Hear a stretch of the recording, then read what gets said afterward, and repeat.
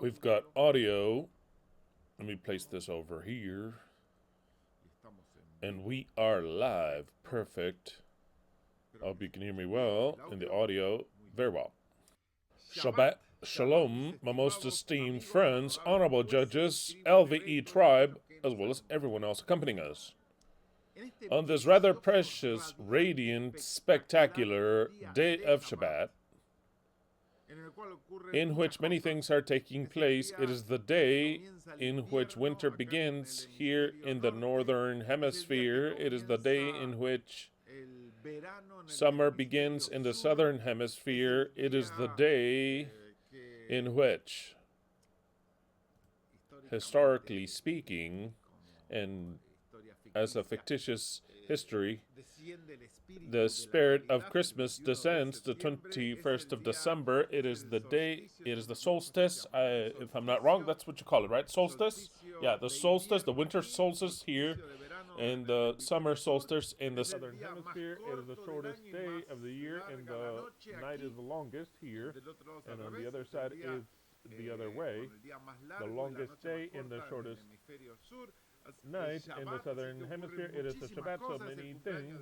And on Antonella's birthday that we'll be celebrating, that is already here, is Neerson's daughter, Rebbe Neerson. So then many things are taking place. I've got many presents to show you. But today is Kislev, the 29th, the 9th month of 5993 from creation, December the 21st of the year 21st in the Gregorian calendar. Like we've already told you, we'll be studying yet another chapter of the Spirit of the Feast, part 2, and there is a lot more because there are more parts about the subject that I'd like to touch on. So then today we'll be touching on another subject, and next Shabbat a different subject until we're not done with everything that is concerning to at least what I have programmed with the subject. And what better if we are right about to enter into a precious feast being Christmas and also Hanukkah. So then today it's a radiant day. Without any further ado, let us begin with a word of prayer. Our Father that art in heaven, we give you thanks for this precious day of Shabbat with all the things which this day brings. We give you thanks because you have blessed us to understand, to take the cover off of the scriptures and to understand marvelous things, that you have given us eyes to see, ears to hear, and a heart to understand. All these things I ask you to bless us, starting from this day on forward, especially, of course, also since the Spirit of Christmas descends, well, we ask for your Spirit to descend upon every one of us that believe in you, that believe in all the things that you have given us. We desire to be blessed by you, even though we're still under your curse, but we desire to start to see your kindness in our individual lives, in every one of those that understand all these marvelous things. All this we thank you for, and we desire to have precious feast blessed on your behalf in your precious name, Yahweh Sabaoth. Alleluia. Very well. First, I'd like to thank each and every one of you who have sent us a monetary gift. Many thanks. Every one of you knows who you have been. They're rather spectacular. We have utilized the money to buy some things that we still need as a gift. So then many, many thanks to each and every one of you who have sent us a present in that way.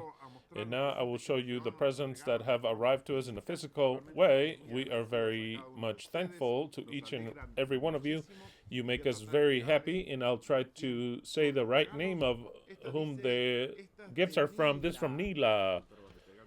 Maybe I made a huge noise here. I don't want to break anybody's ears, but precisely it hits right there. This is from Nila that comes from England, from London. And 4 cups came. For example, this one's for Brian. This one's for Brian. Don't put it in the microwave because it's got some things that can explode. It's got metal things. Does not go into the microwave, Brian. It says, does it say that? It says no, nothing. But this one, it has Brian's B or Boca's B, however you want to say it. He's always thinking, wow. And with some chocolates here. And be thankful that I didn't eat yours because it's very tempting. You had some very nice cookies looking there. This is for you. Now there's one for the B. There's no A, so then Angelina, it's a V, a victory, or the second name. We turn around and it's an A, exactly. It is covered with a V. And so it's got some chocolates inside, and this one is the number L that we know who is from, my beautiful wife Leslie. Here's the V.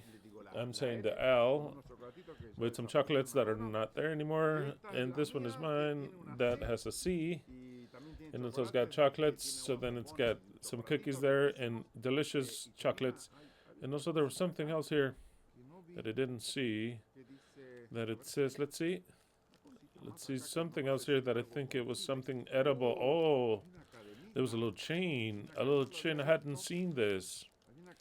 There was a little chain in the Christian one. I hope that Leslie's is something else here. Well, let's check it. Oh, here there's money for Leslie. There's money. Many thanks. This came from Leslie's. It's euros. And this one's a little chain. You can't open it to show it. Maybe this one's for Leslie. And I put them backwards. I had not seen them, but maybe there was a change because there is an earring, a little earring that is across. So this one is for Leslie. There's a little earring. And there is two little earrings, and a necklace with a cross, and the cross has kind of like a sun per se. Spectacular. Very pagan. Nah, I mean spectacular. Rather precious, and it looks entirely of silver. That doesn't matter, but it looks like of silver. I think they're silver. So then this I'll place in Leslie's because I'm not going to wear the earrings. I'll put the earrings in my cup. And this one is Nila's gift. Many thanks, Nila. They arrived greatly. This one is going to be set here. Very well. Okay, once again, I want to present this one because it didn't come with... it came with a card that I liked a lot. That is from Mari Ortega, a precious Christmas little Christmas tree, and it says, many thanks to every one of you with all my love and care from Mari Ortega. Many thanks. She gave us a little present in cash. Many thanks, Mari. Somewhere over here. This one was given to us by Nidia Astrid. This one and the chocolates, right? Nidia Astrid. Many thanks, Nidia. They are spectacular. These must be I'm almost telling you, from my favorite chocolates, because they have a little bit of alcohol. They're like little... They have little cups that many are already missing, and since it's winter, they have not melted. Since when they send them in the summer, they arrive all melted. But since it's winter, they are great. Now I want to show you. I hope they don't fall. We have many missing because somebody here been stealing them from many different flavors. It's got whiskey, it's got vodka, rum, cognac, and another one. They're very delicious. They're kind of like sweet alcohol, and it's got a very low alcohol volume, obviously, or else 2.65 alcohol, but the flavor is spectacular, rather spectacular. So delicious, so delicious. In summer, it's a cocktail already. Yeah, mixed it's with everything. And also Nidia has given us this. I think this one was for me, and I think this was for Leslie, which is either way the same thing. It's Santa Claus that I have not opened yet. I don't want to make a problem here. but it is kind of like a musical box, right? With lights, and it's got 3 batteries included. Oh, how pretty. Let me see if I bring it out in a little bit. Let's see if I don't break anything.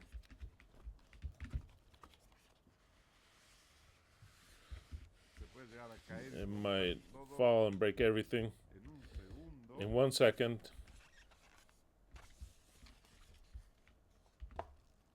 Oh, how pretty. How pretty. Let me show it to you. Just wait. And see, there's batteries here. I don't know, maybe they're not included. Oh, they're already placed inside.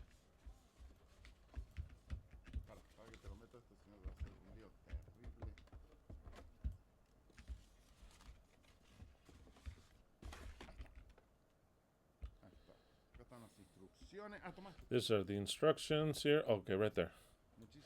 Many thanks, Nidia. Let's see. Take the batteries out. Let me take this out. Okay, and turn it on. Oh, how pretty. Precious, rather. Yeah, it looks perfectly well in video. There's a lot of light here. Of course, there's a lot of light here. But it is precious. It's got its own light, and it's got something that moves its water. So then, let's place it here. And Santa Claus, sorry, but we're going to replace you with this one. Don't get mad. We're going to place you here. Very well. And this one's from Nidia. It's these milk chocolate caramel. This was spectacular. This was for Brian. And even less are left. This one's for Brian. And for Angie, I think that it is, I'm not sure where it is. I'll check. This one, and I'll be taking this from Christian Perez, who was along with these ones that they gave me, that it was from last week, and this one arrived a little late, along with the other one. So then these were, let's see, I think that they are erasers. Yes, it's an erasers, and this is sharpener. Let's take it out from here. This is a sharpener, spectacular. It is very good sharpener. Many thanks. It was part of the gift, along with the other one. Perfect. And I see that it is the larger size. It is difficult to sharpen these larger ones. I love these large ones like this. They're very comfortable in my hand. Wow, spectacular. The sharpener is finally one that works well, very well. Many thanks, Christian. It arrived. And also the erasers as well, to erase all the bad beliefs that we have, or we may still have. Who knows? This one, oh, okay. This one, it is the little card from Nidia. It says, "Dear friends, Selva lineage, we want to thank you for all your wisdom, and we're so joyful of being part of LVE and your great friendship. You have a great Christmas, and I hope you like them and you enjoy them. Semper Fi, Nidia, Astrid, Josue." So thanks to Nidia, Josue, and Emiliano. It is signed here by them. Also, many thanks for those chocolates, and they're all spectacular. Very well. I want to continue on with this. This is from Angelina. Oh, this is from Angelina. Oh, okay, here it is. Exactly. This is for Angelina on behalf of Nidia and the boys. It is a jewelry box, very pretty. We open it up, and now it is to place the rings and all the little trinkets, necklaces, and earrings, maybe a bracelet. Spectacular. I hope I didn't break anything. Let's see. Okay, that's good. Many thanks, precious. Many thanks, Nidia. We'll move him here. Now we move on to Lineage Duque Rubio, which is Steven and Claudia. They gave me a gift that I had. I'm not sure if it's exactly the same one. I had it ever since I was, which is called the self-hypnosis method. It's very good. It's not self-hypnosis. Self-hypnosis does not exist. What exists, it's a deep relaxations for even to sleep. It is very good. And I had the Silva method. It's got nothing to do with my last name, but it's a very good method. Now I've got another book. I'm not sure where it ended up. I don't know if I left it in Argentina or something. I can't remember. So then many things. It's spectacular. I love this because it is a deep relaxation that it teaches you to count and to think about different levels. It is a technique. When you're not relaxed, and you start to think about every muscle in your body to relax it. You give it a command, starting with the feet, then the muscles of your legs, and you try to imagine every one of those muscles, and you give them the command to relax, and that's how you fall asleep right there. That's the one I had. That's the gift. And then they would show you that you would start a path from above, from the earth, looking at the sun, and you start to go down and a ladder. You had to imagine it going down a ladder, and then you would feel into the depth of your mind to relax everything until you get to a level of such a mental tranquility that you could rest or sleep or do some exercise, a mental exercise. It's very good. It is good up until today. That I knew about this many years ago, but it is very great what I've just explained in 2 minutes. So then many thanks, Stephen. And also we have this manual coffee grinder. It's spectacular, from Claudia and Stephen. It is a coffee it's a manual one when there's no electricity and you want to make some coffee. It's a manual one. If something breaks, it is very, very good. And gave us a coffee that's spectacular. It smells spectacular. I haven't opened it, but from outside it already smells that it is salted caramel, which is coffee to grind, but it tastes like caramel with salt. That is spectacular, and it smells, exquisite. Many thanks. I am almost sure of it.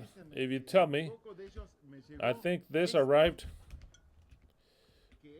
which, let me explain what it is. First, this beer, which is a beer, not just any beer, okay? It's IPA.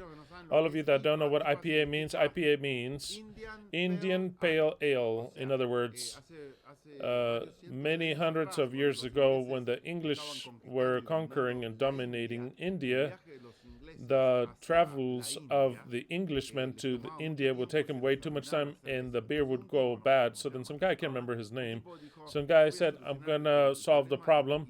And he augmented the level of alcohol to the beer using, I think that it was orange juice or more sugar, depending on the variation. And he put twice as much or triple of lupulus. What's it called? The hops, IHOPs, lupus, they call it. The IHOP, which is what makes it the bitterness to the beer, and they have like even up to 8% of alcohol. It's stronger. It's got more alcohol, and it's a lot more bitter, and that would keep it. And that is where the name IPA stayed. In many parts in the world, the US of A also have adopted this norm of making IPA beers that are more alcoholic and more bitter. So they're very delicious. I know them very well. They're very delicious. They're more bitter. They're not a Corona. No, they're not a Corona. And this one, for example, this is from Belgium, and I wanted to see personally how much alcohol this one had. Well, it doesn't say here, or I can't find it. I wanted to tell you. It doesn't say. Oh, 9% alcohol. Just imagine. Just a common one is 3.5. This one is 9%. 9%. So this is IPA. Just so you know, it is a beer that you brought me once. The Moon, what's it called? Blue Moon? That's an IPA. Just so you know. That's why they hit hard. It's an IPA. And within IPA, there are many different variations. This one's very, very violent. Many, many things. And also they gave us this wine. It's rather spectacular. Spectacular Why? Because it's Argentinian. It's Trivento, Argentina. It is a Malbec from 2022 from Mendoza, the place where I was born, the land of the good, the land of the sun, of the good wine, and of the beautiful women. That is what they say in Mendoza. The land of the sun. Mendoza has the land of the sun, of the good wine, and beautiful women, and beautiful men. We should add there also. We should add there. We should add it there. Remember what I said. Mendoza is the land of the sun, of the good wine, and of the beautiful men. So then that's where I was born. Many thanks for this wine. That's spectacular. We'll try it in Christmas, and we'll be cheering all of you on. And now give me that one juice. I have some ones here. Let's see. Give me that little box there. Well, these two here, remember who sent these two? And these. Here it says, okay, let's see. Sometimes it says, other times it doesn't. Oh, Luis and Scholl. Luis and Scholl. Luis and Scholl.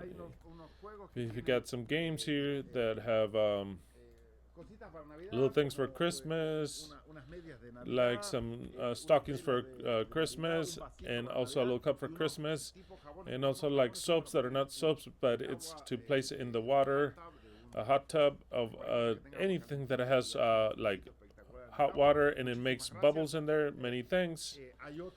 There's another version of the same thing that's spectacular, and they also sent us this also kind of like a cover, bed cover, however you want to cover. It's like it goes over all. It is for Christmas and the whole of everything that has to do with Christmas. That's spectacular for our king size California king size. It is one of the biggest beds that there is, and this is what they gave us. Luis and Scholl, spectacular. Many thanks, Luis and Scholl, and also it's precious. Okay, Rubicel and Abigail. Rubicel and Abigail sent us this. This is for Angelina, right? It is, what is it? It says demon makeup.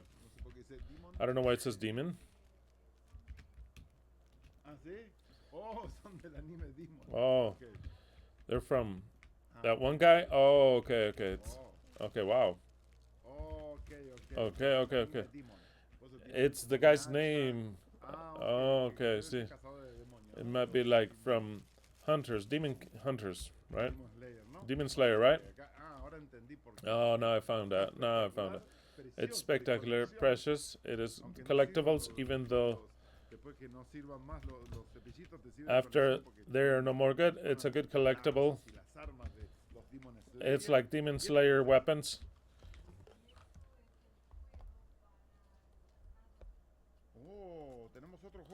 And we'll have two more there for the asado. I think I'm seeing well.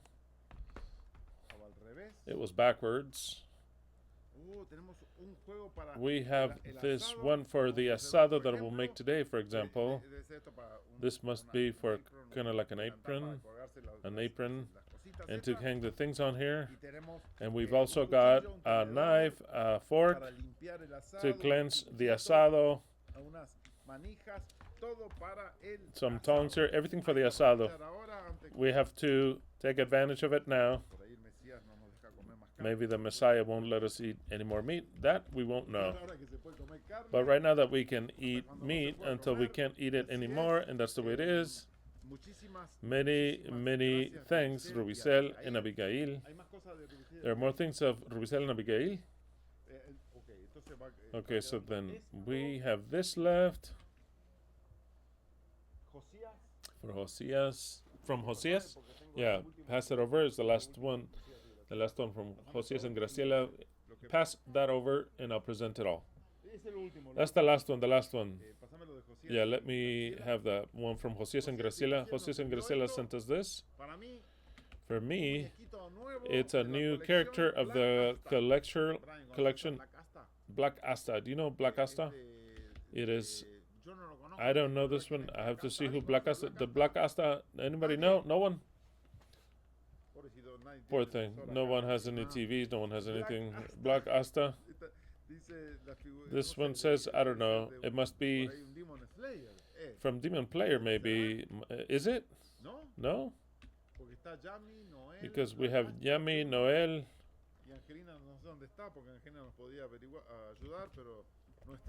Angelina could help us with that, but she's not here to tell us who this guy is.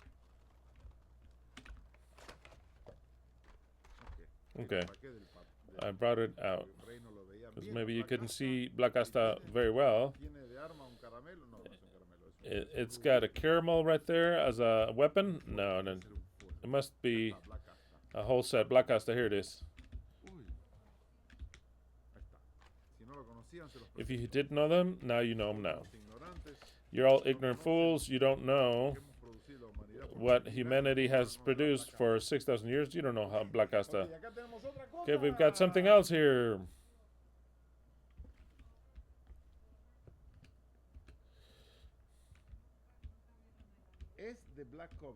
The black cover. Oh, okay, it's from the black cover.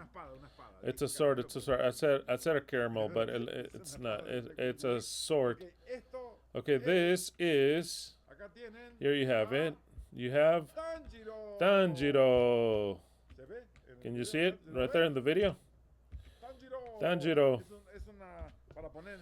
To place there as a sofa to watch TV, or you cover either your legs. This is short ones.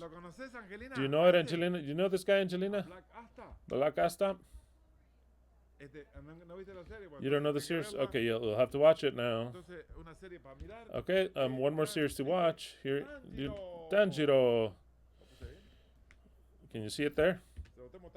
I'm showing Angelina. Tanjiro.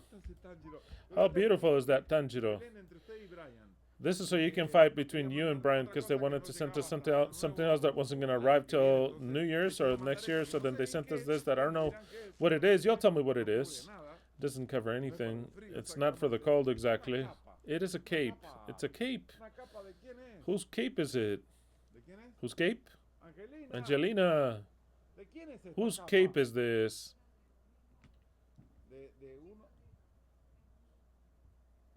Here it is. It's a cape that you wear here. Angelina. Oh, she left. I told you. The dogs and the cats and everything that we have. Is Angelina there? Somebody opened the door, right? No? Okay. Okay, here it is. It's kind of like a costume. They've also brought us cream-filled croissants that we've been eating. The croissant, there's none left. And they brought us this. It is a goose, right? It's a goose. It's a goose. Yes, it's a goose. I'll show it here in a bit. But that would be already, of course. I'll show it to you here in a bit. This is a goose. Those that sing Christmas carols here, I think it's what it's called. That people would use. Nobody has ever seen anything like that. It would have been very notable, but in other places, more than anything, the east of California, they're more traditionalists. They're in the ghettos. They start to sing Christmas carols, and they're singing in front of the houses, something like that. So this one sings. Here we come a-caroling, we sing a song for you, a song of Christmas cheer to a neighbor good and true. Love and joy come to you, and a Merry Christmas too. And God bless you and send you a Happy New Year, and God send you a Happy New Year. We wish you a Merry Christmas, we wish you a Merry Christmas, we wish you a Merry Christmas and a Happy New Year. We wish you a Merry Christmas, we wish you a Merry Christmas, we wish you a Merry Christmas and a Happy New Year. Good tidings we bring to you and your kin. We wish you a Merry Christmas and a Happy New Year. Deck the La estrella. It's the start of the show. Let's turn you off. It was gonna wanna sing a whole concert. Well, those are those songs that they sing when they go from house to house. Got really into the show, being the star. It's spectacular. Many thanks. Here you go, Leslie. I'll leave it here. It's an entire concert. Okay, now give me that. Oh, hold on. This too. Whose is this from? From Audrey? Okay, I won't open it. It's closed. It's little butter cookies. Many thanks, Audrey. This all came in a package that it'll be difficult to show. Here we've got it right here. A whole bunch of cookies with chocolate truffles. We have these little soldiers, Christmas soldiers, spectacular, and brought us a champagne. Spectacular champagne, very, very delicious champagne. It's a champagne from France, spectacular, of a high quality and quantity also. Quantity in dollars and quality. Very delicious. We'll leave that there. And also the little cookies. The wafers, the three mages here, the wise men, they also brought us these sandwiches. I'll show them. Exactly. The Robledo lineage brought us some sandwiches that I've already eaten. Some people don't know what these are. It's an Argentinian invention. Nobody has this. The Italians do something like this, but it's not the same thing, and it's not by chance. Well, this one, it is very big. They could be triple, they could be double. These have turkey ham, it's turkey ham, however you want to call it, turkey, and it is an Argentinian bread. It's not bimbo, it's not white bread, no. It is unique, and you'll know that it is a unique bread. There's nothing like this in the world. It is a bread made at a very special Argentinian way, very fine, but also very soft. It's not because it is just white sliced bread. It is, if you know about Argentina only, and you have to experience it by trying it out. There is no way for you to imitate it, trying to make, there is no way. It is not even with bimbo bread. You have to go to a place where they make miga sandwiches and you'll experience it. There's many different flavors. It's there's red peppers, and there's a whole bunch of different flavors. There's tomato, there's egg, and there's also olives, green olives, black olives, of many different things. Spectacular, many things. We've been eating a whole bunch of them. And also Argentinian sweet bread that some are left. I would like to show you some Argentinian sweet bread. It's another unique product from Argentina. It's got things from the presentation of sweet bread, of French, Italian, Spanish ones, but they're different. They're different because they were invented in Argentina with a whole mixture of different things of how the society was at that moment, and it's got even special names that have to do with politics. It's with religious things, okay, but it doesn't matter. But there are a whole bunch of different kinds. You will not find anything like, they're not the Mexican conchas or Mexican sweet. It's got nothing to do with that, with nothing else. Nothing, not from Mexico or Guatemala, not from Nicaragua, from anything. It is nothing like it. Not from France or Spain or Italy or anything. They are absolutely unique. And when you try them, you fall in love because they're so delicious. It's different, completely delicious to any other kind of pastries. I like the ones that you were born with, like when you were little, that they gave you. But this is very different to everything that you've ever tried. And they're rather spectacular, not just because I was brought up with them, but they are rather spectacular. So then, many thanks for all the gifts. Let's go ahead and place Mrs. Goose here. She wants to continue to sing here. Place it here so it doesn't cover up here, and it was Pesach 2031. It's covering it up. No, it's fine. Moving it this way. Let's see, a little bit this way. Okay, there it is. There, it is left to right there. It wants to sing again? No. I'll let you sing later. Very well. Many thanks. I'd like to actually thank you wholeheartedly. Each and every one, even if you just sent money, many thanks. Or just sent greetings, you sent us your love, your passion for this message, and the love that you have for us and everything else. And actually, it is something that is very big for us, and it gives us strength to continue doing things with joy and to continue to be giving the best of us. That's why I take the time to show it to you, not because it is boring. Nothing that we do is boring. It's just, oh, a little gift for the rest. Oh no. Let's see, when you start with the study. Well, I'm gonna mention it. No, I'm just playing. It's just that sometimes it's like, I want the biblical study already. First of all, I don't get biblical studies.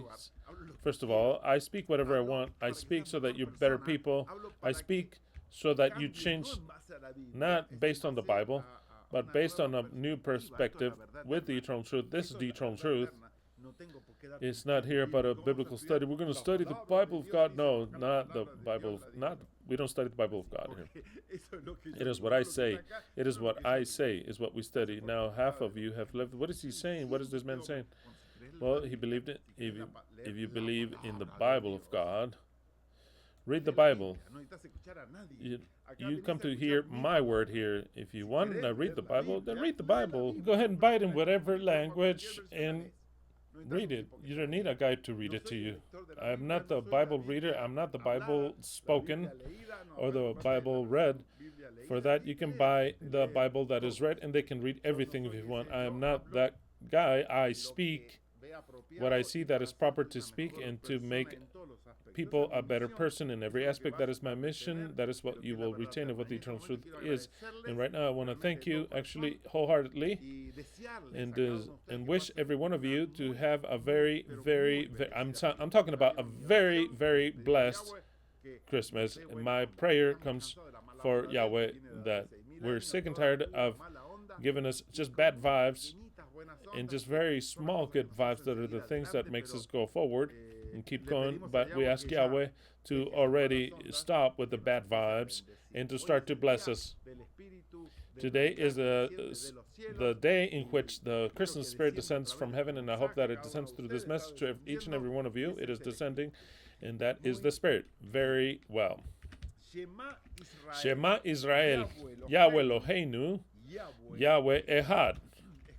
Hear, O Israel, Yahweh, our God, Yahweh is one alone. It's not one, it's not two or three, it is one. And from then on out, it's where all the misinterpretations start, because when the belief is wrong, everything else is wrong.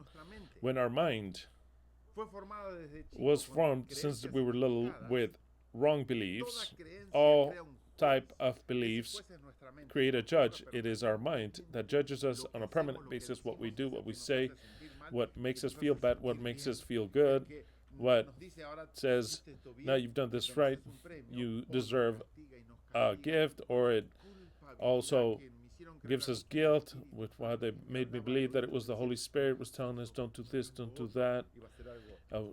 It was to do something supposedly bad, and I will feel, don't do that. That is a sin. There's an angel that's looking at you. God is looking at you. That is not an angel, nor God, nor the Holy Spirit, nor nobody was speaking to you. It was the judge of your own mind, based on the belief that they had made you believe. The judge would say, hey, you're going to do something that is wrong because you've accepted this belief, and I will condemn you. The problem of humanity is that we condemn ourselves on a permanent basis. It is the worst judge that we have. We condemn ourselves, and then later we pay for the consequences. And we end up saying, oh, if I had it in some way of helping you to free that judge to be benevolent, to accept whatever you do, and to say, very good, and to not condemn us, and we're the only animal per se, because we think we're the only, I'm going to say it again, which is good, what I have to say.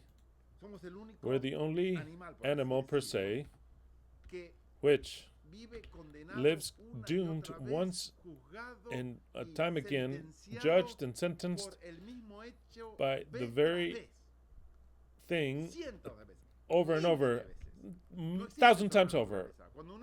When an animal makes a mistake, they learn from that mistake, but they don't remind themselves on a permanent basis, you're an idiot, you're an idiot, you're an idiot, you're an idiot because you did that, you're a bad dog, bad cat, bad this, bad that. We make a mistake, but every time that we remind ourselves of that mistake, we are always saying, you're such an idiot, what a fucking idiot. No, but you did it once, accept it, and that's it, it's over. No, we continue to punish ourselves and we live from those. And then once again, we punish ourselves because of the same mistake. And if maybe we stop punishing, maybe a friend comes and says, you remember? And then you punish it, or your mom doesn't ever let you forget. And then your wife and your husband reminds you. And then the wife says, oh, I remember. Do you remember? But I've already asked you to forgive me. Why do you always throw that in my face? We're always punishing ourselves for the same crime. That is what we have inside because of the inheritance, not the Holy Spirit. If we were free, we would not punish ourselves for our doings. And we would learn what is convenient to do and what's not convenient. And when we discover what is not convenient to do, we'll say, no, I've tried that and it's no good. But I'm not going to live punishing myself. But the whole human race, Yahweh must have designed it that way, make themselves the victim. They victimize themselves. If women would value themselves, there would no longer be abuse. Men abusing women, it is because women allow men to abuse them. It is so simple. It's as simple as that. It is not about strength or anything. It is because she allows it. I know that the women's can say, no, it isn't so, because I've been a good woman, and he would come like a beast and would strike me and be drunk. Why didn't you leave him? In the first one, why didn't you leave him? Well, because I'm the one. Oh, okay, there it is. Your belief told you you're a woman. You have to take it. The man's going to come and abuse you. That is already in the belief. Women have to be abused. Men has to abuse. That was inherited from Adam and Eve. From Adam and Eve, just like that. Unless we break away from those beliefs. I'll say it again. I'll repeat it again.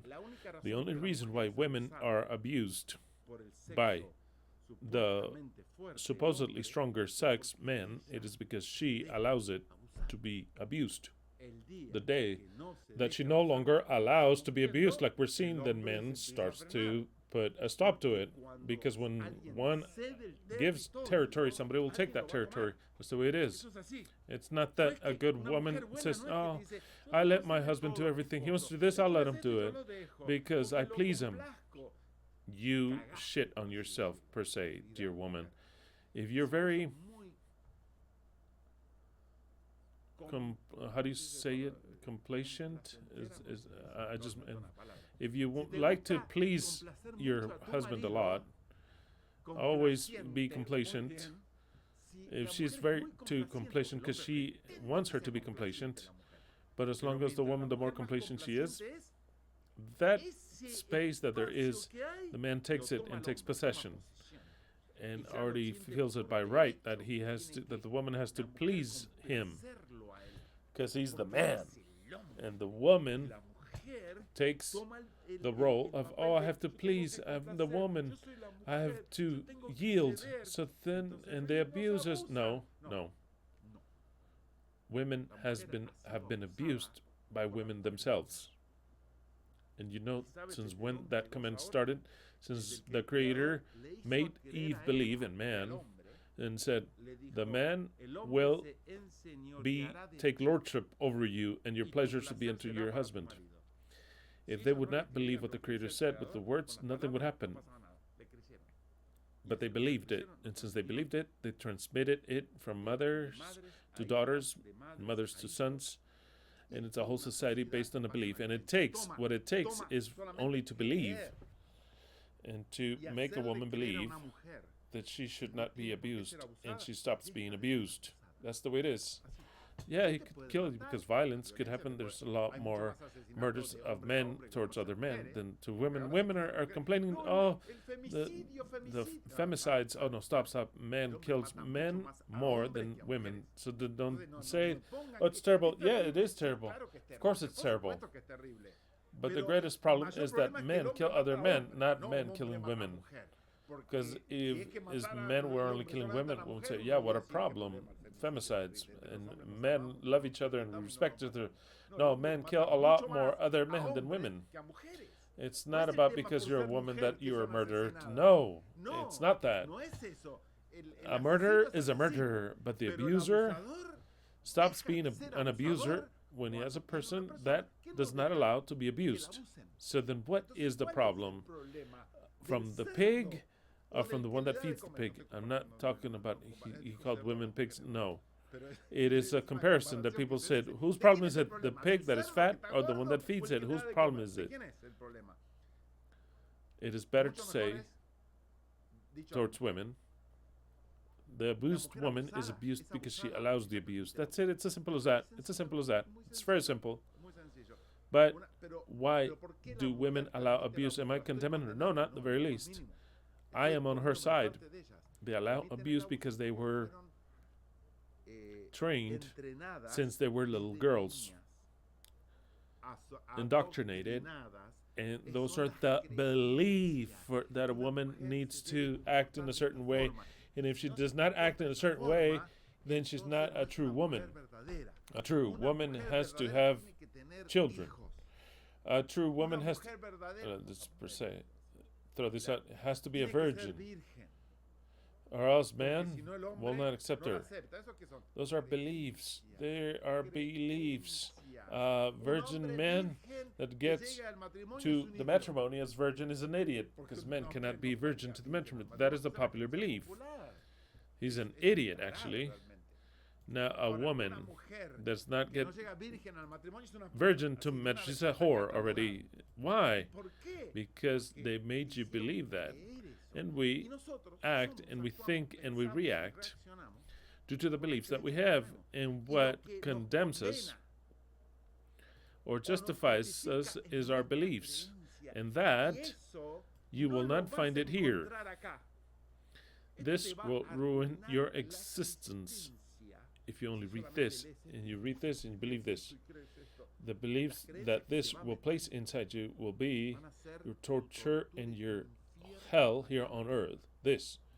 Because you will read the Ten Commandments, you'll read the demands of a God that says if you don't do what you have to do, he'll send you to hell. And because you are afraid of going to hell, you do the things that you have interpreted, or somebody told you, or the pastor told you. It's all interpretation. It's all interpretation, but of course, but what I accept as true is your truth.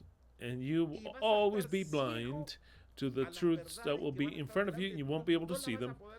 Like Yeshua said unto Nicodemus, because you are blinded and closed by your beliefs. When we talk about beliefs, the level of beliefs is almost your person. You are what you are, and you do what you do because of the beliefs that you have. If you were to change the beliefs, you would radically change your way of seeing the world, the way of seeing yourself, your way of seeing this life. It is purely belief. You are not what you think you are. When you say I am, we should add I am a whole bunch of beliefs. And I'm going to act according to the bunch of beliefs that I have adopted. The language that with which I was born, the beliefs that my parents gave me, the religious beliefs that I got from my parents, from the religious beings, those that taught me in the school, and then I'll say I am, yes, I am, a group of beliefs. And until they don't free me from those beliefs, and I don't look at everything saying, oh, I want to be an authentic show. I don't want for my beliefs to determine my personality. And even more, if it's beliefs that are wrong, because they determine my personality, the way I act in life. Somebody comes and says, for somebody, it only takes for somebody to come and say, you're an idiot, you're no good, and you've adopted that as a belief, of course you're going to be an idiot.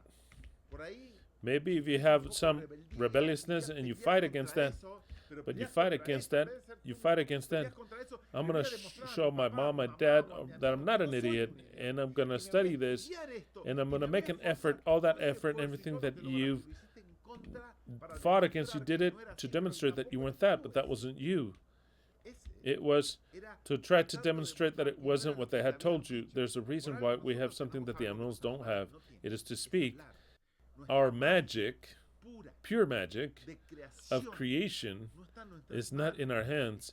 It is in our way of expressing ourselves, which is by speaking. Our language can be the greatest blessing, or it can be the greatest curse, but not just to third parties. To us, if every time you would say, I am a sinner, of course, your judge, internal judge, says, of course you're a sinner. In fact, when you would try to do something well, you have that tendency. You're a sinner. Because a true son of God, a saint, would not have those tendencies that you have. You have tendencies to steal, to lie, to hide, sexual tendencies that are deviated according to the concept of a judge, that I have any sexual idea according to the religions, any sexual member. They said, anybody, if you look at a woman, you are already fornicating, but I don't fornicate, but when I look at a woman, I try to turn my eyes away from her. But that right there, my judge said, oh, you see how you are? You had to turn your eyes away because you're thinking something else. A perfect son of God would not even think that. You can look at her as you're looking at a zebra or a tree, how pretty, but what happens in your mind? Oh, you saw a sexual object there because you're evil, because you're a sinner. So then that is what they taught us. Says you have to learn to dominate that, or else you're not going to go anywhere.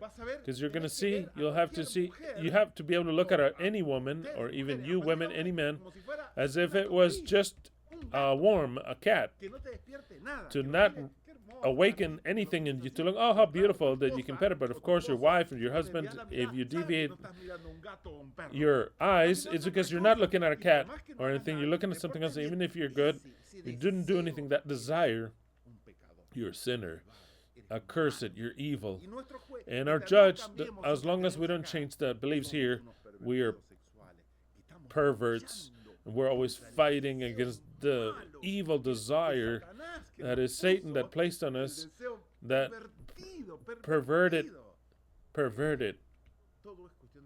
It's all about beliefs. Since you were little, they'll say, of course, it's normal. Of course you're going to like women. You're going to like women. Not one, but all of them. You're going to dedicate all your attention to one, and you'll enter into a contract. Even if maybe you may like another one, just consciously, because of what you're doing, you'll direct it to the one that you liked, and you chose as a woman. It doesn't mean, under any aspect, that one that is in love with a woman could not have eyes for another one. That is sex between men and women. It is sexual attraction.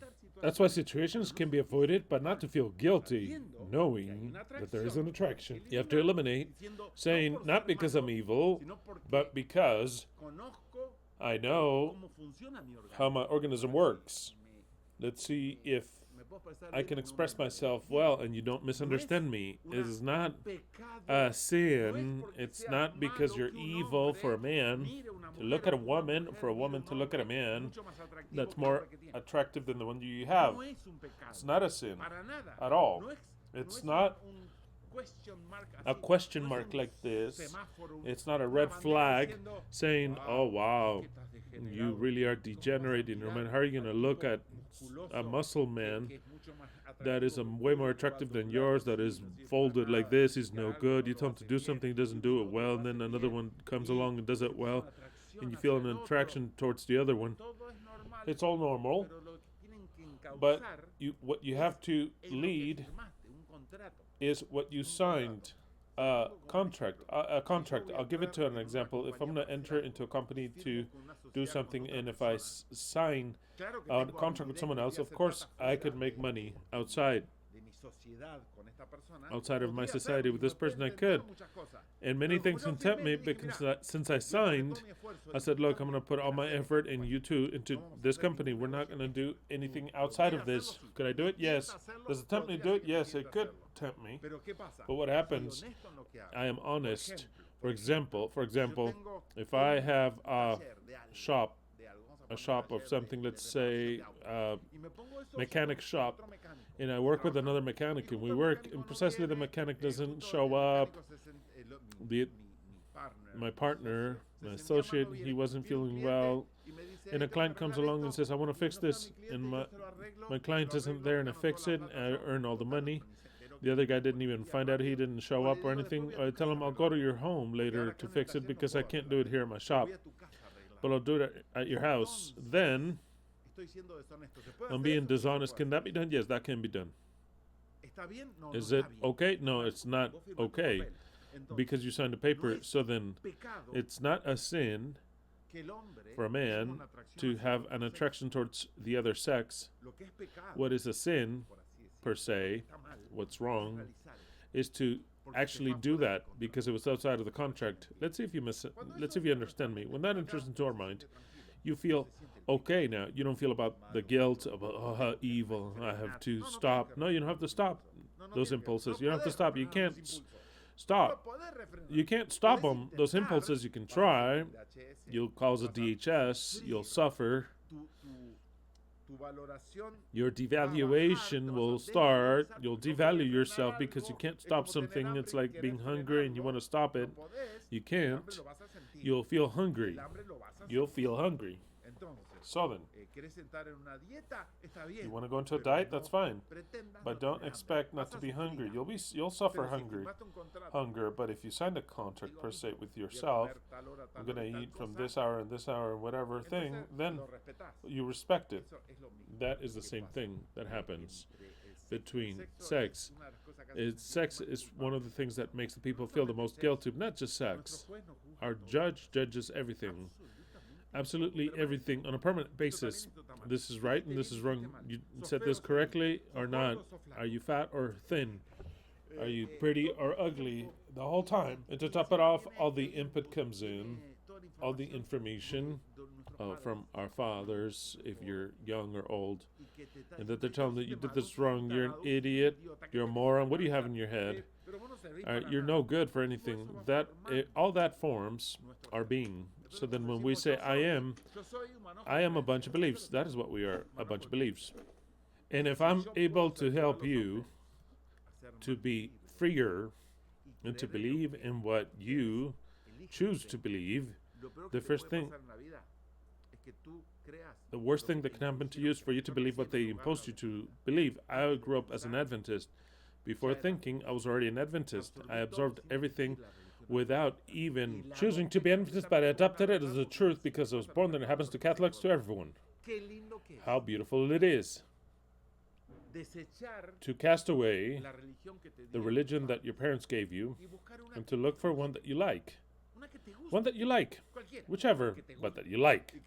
For you to say, for me, this is more logical, I understand it, I like it. And you went with the Mormons. You can be an idiot, that's fine, but you chose it. You chose it. Because you're reading the new contracts, not what was imposed upon you, and they say, look, the Book of Mormon was written by Joseph Smith because Moroni came. Angel Moroni came, and he gave him some tablets that nobody ever saw, and in a language that no one knows, but he was able to translate it. But if in your mind it says, I like this, I like this. I believe in Joseph Smith, I believe in Moroni, I believe in the Book of Mormon, and I adopt it. That's fine. You deserve to be applauded. It was not imposed upon you. You chose it. Every one of you that are here listening to me, you were not born with the eternal truth. Of course not. You're here for your own decision of yours. And if you stay here, it is due to your own decision. You can understand better or worse. But if you're listening to me, it's because you decided. It was not an inheritance of your parents, and precisely the eternal truth is not an inheritance of no parents, because it did not exist when your parents existed, and it's completely a new teaching. You can like it, you can not like it, you can think it's right or wrong, but you have to choose and check and try to understand everything which is said here and elsewhere, and to take what you feel that is truth. That is what I value more in a human being. I value a Catholic, an authentic Catholic that was not born, that was born an atheist or an Adventist, and all of a sudden he says, look, I do not agree with the Adventist doctrine. The Virgin Mary seduces me. I love to say Our Father with the rosary and all the rest. What can I say? I congratulate you. Because you say, I like it, I chose it. I find that to be great. We have to choose. Since we have to choose our partner, we have to choose the right to choose. That is what I believe in on a permanent basis. When you no longer like it, then you just leave it, and that's it, it's over. That about, another belief that in the matrimonies God formed them for every... Fuck that. First of all, those that got married, they got divorced quickly from Israel. He didn't only got divorced, but he turned them into fire. Just imagine a man. He goes, sees a woman, and that was Israel in Jerusalem, and gives him a spectacular house, the temple, and all the rest. Now, when the woman, according to him, there's no proof, he says, you cheated on me.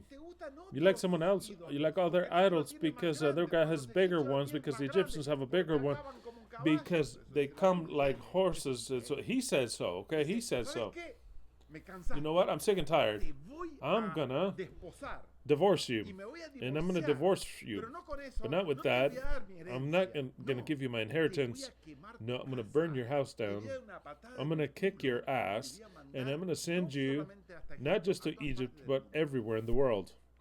Let me ask you, did that happen or not?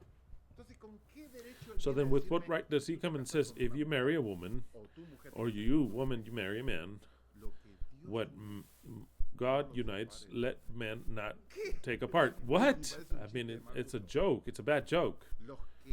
Those that don't like their matrimony anymore, they don't have a fucking law except for your own to say, that's it, it's over. If your husband abuses you, if you don't love each other anymore, then why stay in a hell together? Before I would say no, because Jesus told you that in the beginning it wasn't so, that a man, when he marries forever. Well, let's see what he did. So the disciples said, but if it's so, then it's not convenient to get married. What was Yahweh's answer?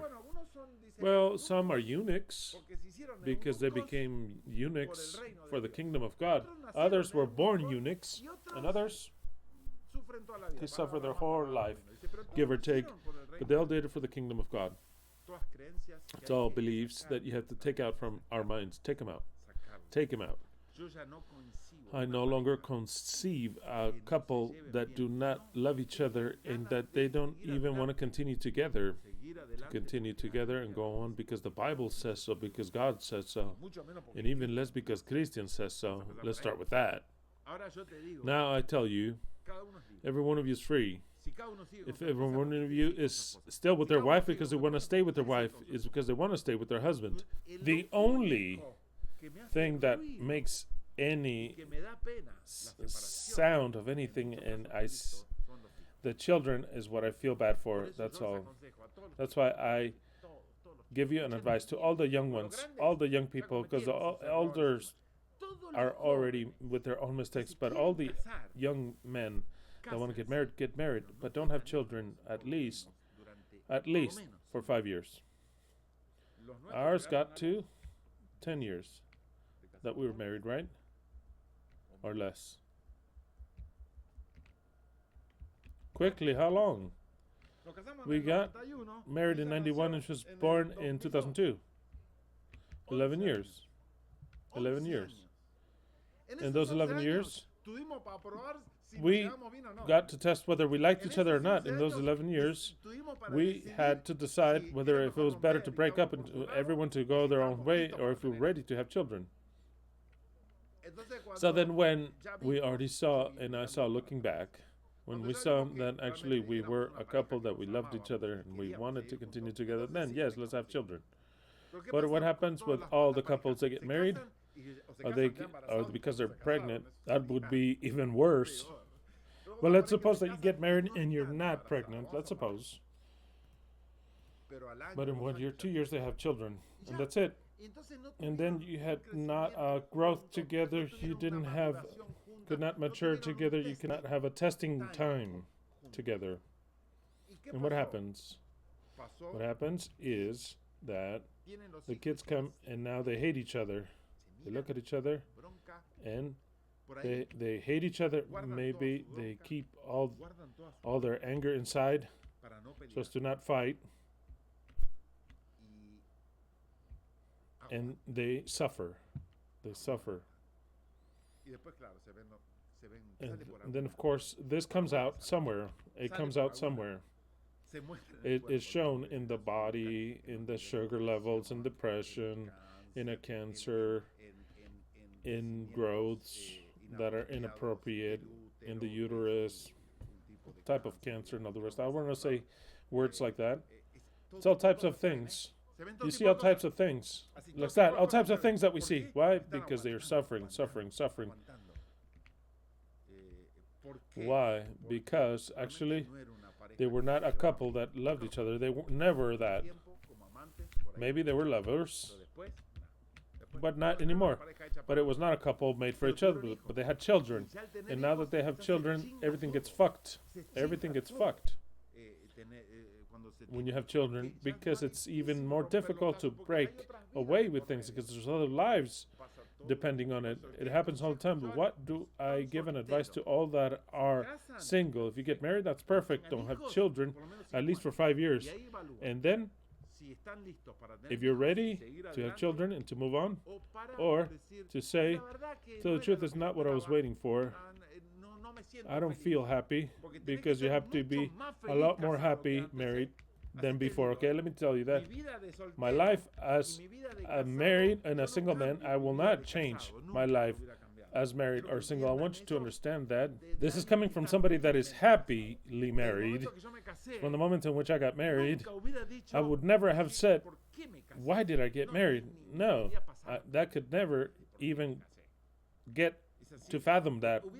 I would have wished to have known Leslie before. It's like, what if I had met Leslie before? Because I didn't know her for a year. But my evaluation would never in my life, since I got married up until today, would I ever say how I would wish to be single or have never gotten married. No, it was the best thing that happened to me to get married.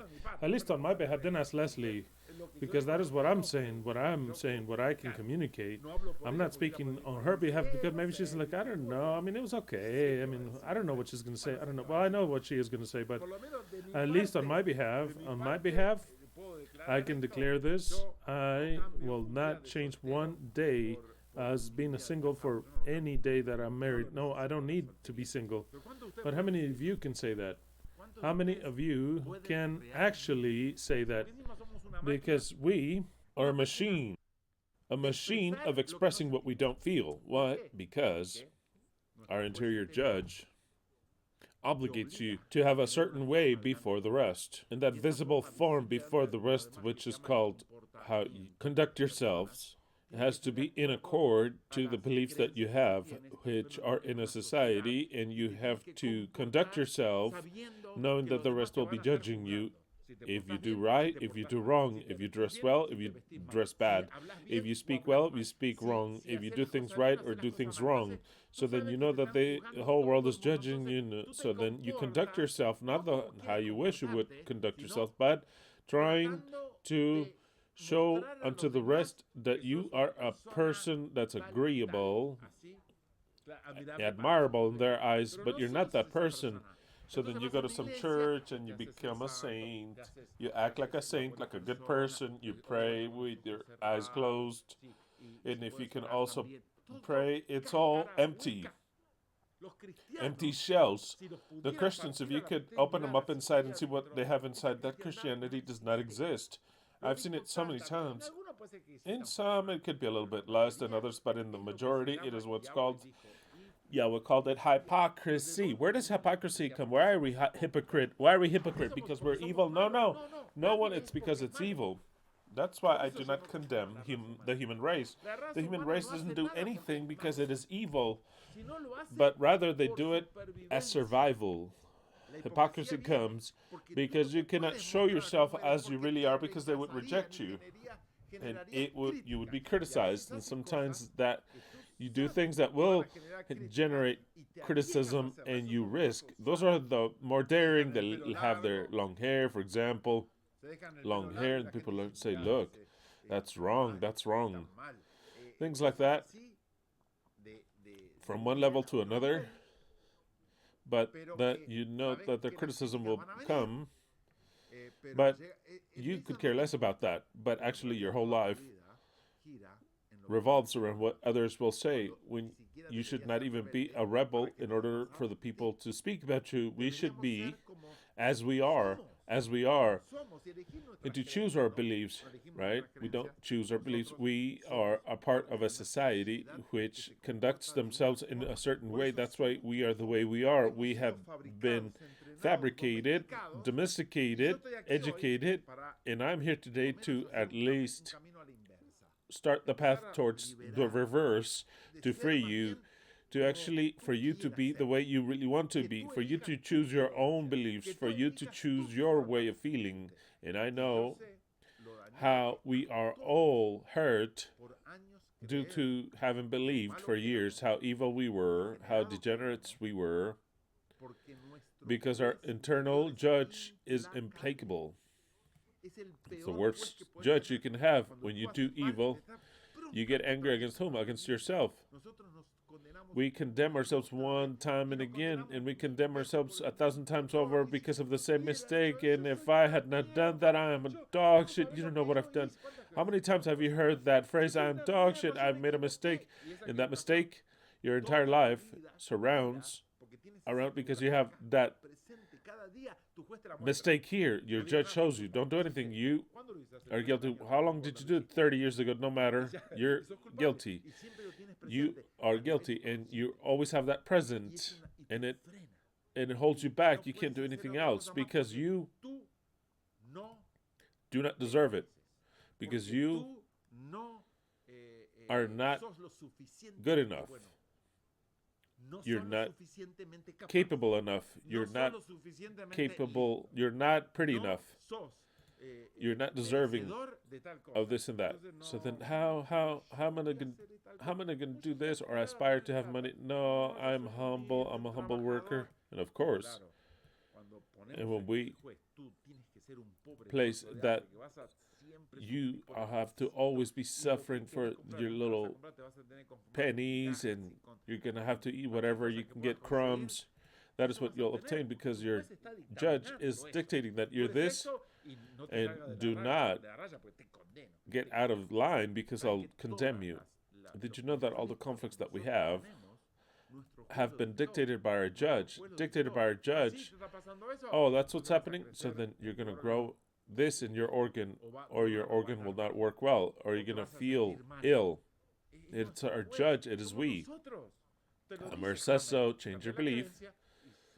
And the conflict has to be dissolved. The conflict is precisely our emotion. And that emotion is dictated or rejected by your judge. And this is your judge. It's not God. You're your own judge. You are your judge. Why did we start with this whole chat?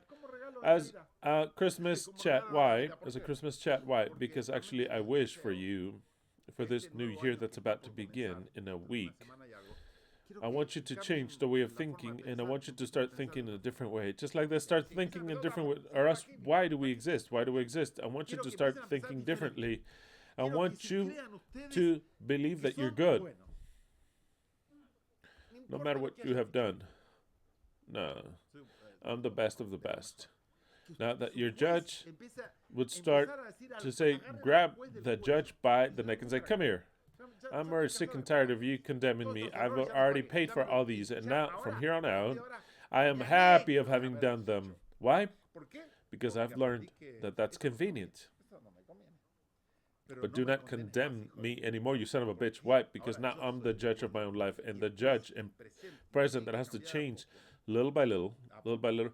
I'm not saying for you to do a New Year's resolution, say, I'm going to say exercise this year. No, none of that. I'm saying that from this year, from 2025, we start to think differently. We have to cleanse our mind. That's why you will not find that here. Here you're going to say, kneel and pray to Jesus, ask him to forgive you for your sins. And I'm not going to ask him forgiveness for no sin. And I have no sin in me. I don't have one sole sin, just like that, nothing. Not a one. Nor am I a sinner. On top of me not ever having committed a sin in my whole life, ever, I've never committed a sin. So then there's a Christian listen to me and says, look, what? This guy is Satan in person. No, I tell you the truth.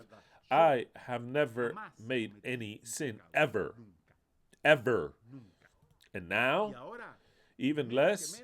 If before I didn't, now even less. And you also. You're going to have to repeat that again. I am not, nor have I ever been, a sinner. The contrary to what the Christians say. Have pity on me, Lord, that I'm a sinner. No, I'm backwards.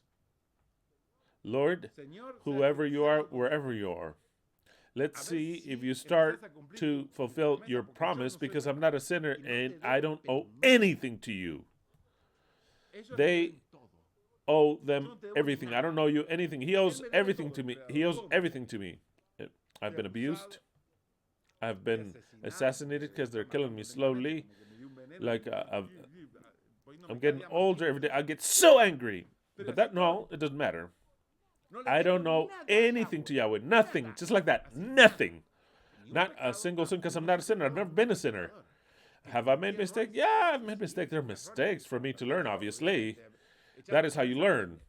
Who can learn without ruining something? You have to ruin it to learn. But of course, you have to cut yourselves to learn.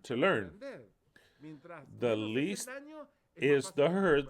It's easier to recuperate. If you even lose your life, you're going to have to be resuscitated. But to learn, what's required is to make equivocations, not sins, not sins. Sins are only when you make a bad cooking. If you don't add in an onion, you don't cook it well, that it doesn't have a lot of taste. Those are sins. Those are sins. But only some people that cook. I don't make those sins. Only those other cooks. But a sinner, I've never made any sins. I've been conceived in immaculate perfection. Which David said, in sin, was I conceived? No, I wasn't conceived in... I was conceived in absolute perfection. Absolute perfection was I conceived. And I have never sinned. I have never sinned ever. The Catholics says, is this the Virgin Mary? No. I'm Christian the Virgin. Virgin the Christian, like every one of you. If you believe it. If you believe it. And my mission is to tell you that you have to start to believe it. As long as you blame yourself, oh, this and that me, my dad, my mom, no, you haven't done anything, nothing. There's no sin. Sin does not exist. There's equivocations, yes, of course, like anything else.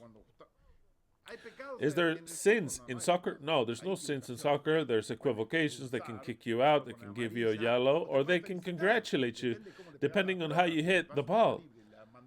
If you hit it really wrong, they're going to insult you. Is that a sin? No, it's not a sin. It's an equivocation. It could be because you're an idiot, you're useless, or no skill. Doesn't matter, but it's not a sin. And that is what we do in our lives. My mission and my gift for you is for you to start to think differently from here on out, 2025, different. We're not sinners. And I have to check my beliefs that I believe. I'm going to have to start to check, and not the religious beliefs exactly, but actually the beliefs about everything. What do I believe about my mom, my dad? What I believe about life? What I believe about the Creator? What do I believe about me, about myself? It's the most important of them all. What do I believe about myself? Because what I believe about myself will form everything that I believe about everything that is outside of me, starting with God and starting with all human beings. If I believe that I am a sinner, vile sinner, then of course that when I look at God, it's impossible to say, you are a worthy person and you're holy, just, and I am the sinner.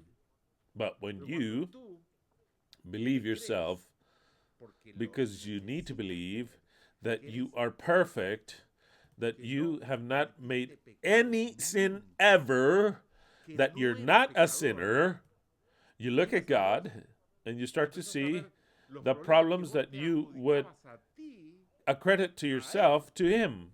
You are to blame for everything. That is what you have to learn from here on out, from this year 2025. We, like the Bible says, that Christ never committed sin. You see how it says He never committed sin? He's talking about the Messiah in a concealed language, completely insane, that no one can ever see. It's talking about that Messiah. Yeah, was the most sinful of everything, in any case, of His law that He made, in any case. But by annulling the law, what He calls a sin no longer exists. It no longer exists. So then there's no way for anyone to be a sinner. But the thing is, not to feel it, because even if I were to tell you that sin does not exist, no one's a sinner. Yeah, they're bad people. They make mistakes. They make barbarities, but no one's a sinner. No matter what I say or what you receive, if you do not believe that, it is no good. And not just to believe it, but rather to start to practice it. Once it enters into my mind, sin does not exist. Like the Silva method, the Christian Silva method.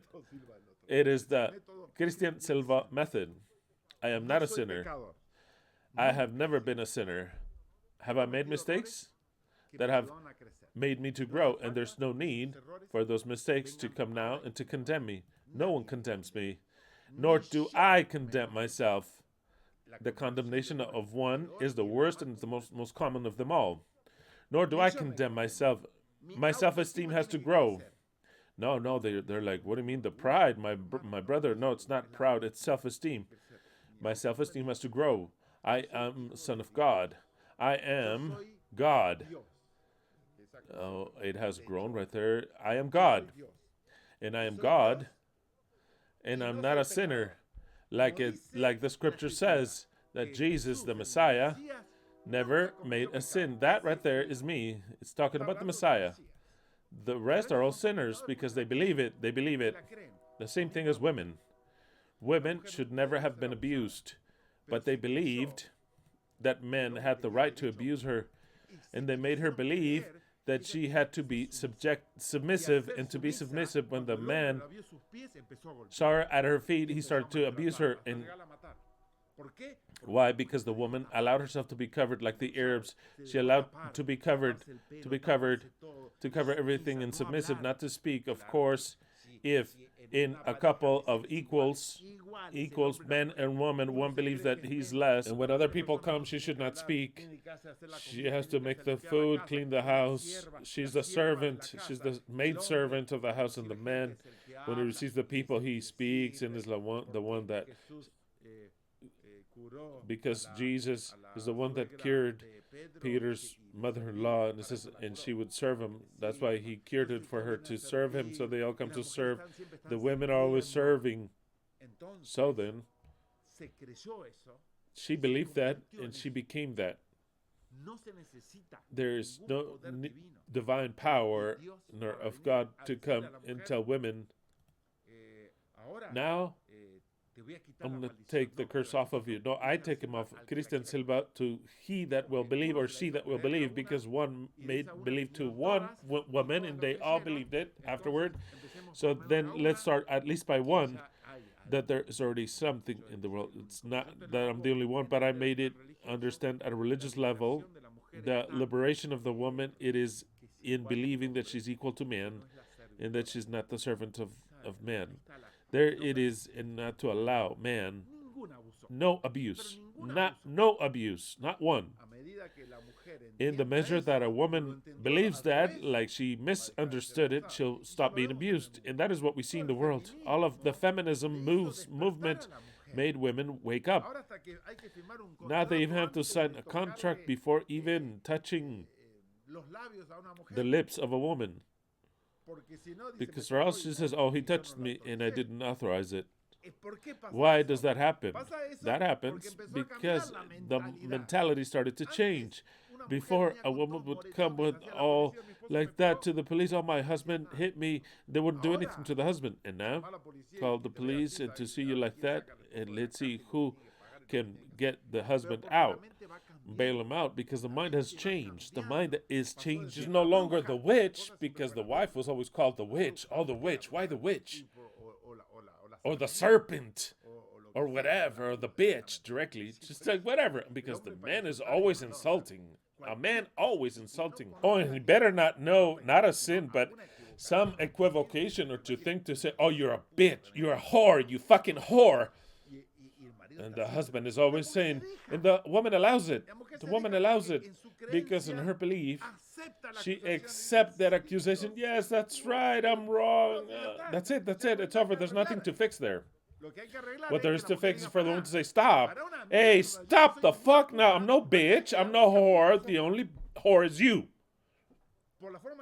For the way of thinking, for the way of acting, and tell the truth, if you don't start to change, this will end today. Today. That starts to change notably in humans, and it is changing the world. But it was changing because the Messianic era is coming, and the Messianic era ends with the curses. But our mouth, like I've told you, our power of speaking, we are sorcerers. I want you to understand them. The power that we have by speaking. That's why it's so important to know how to speak.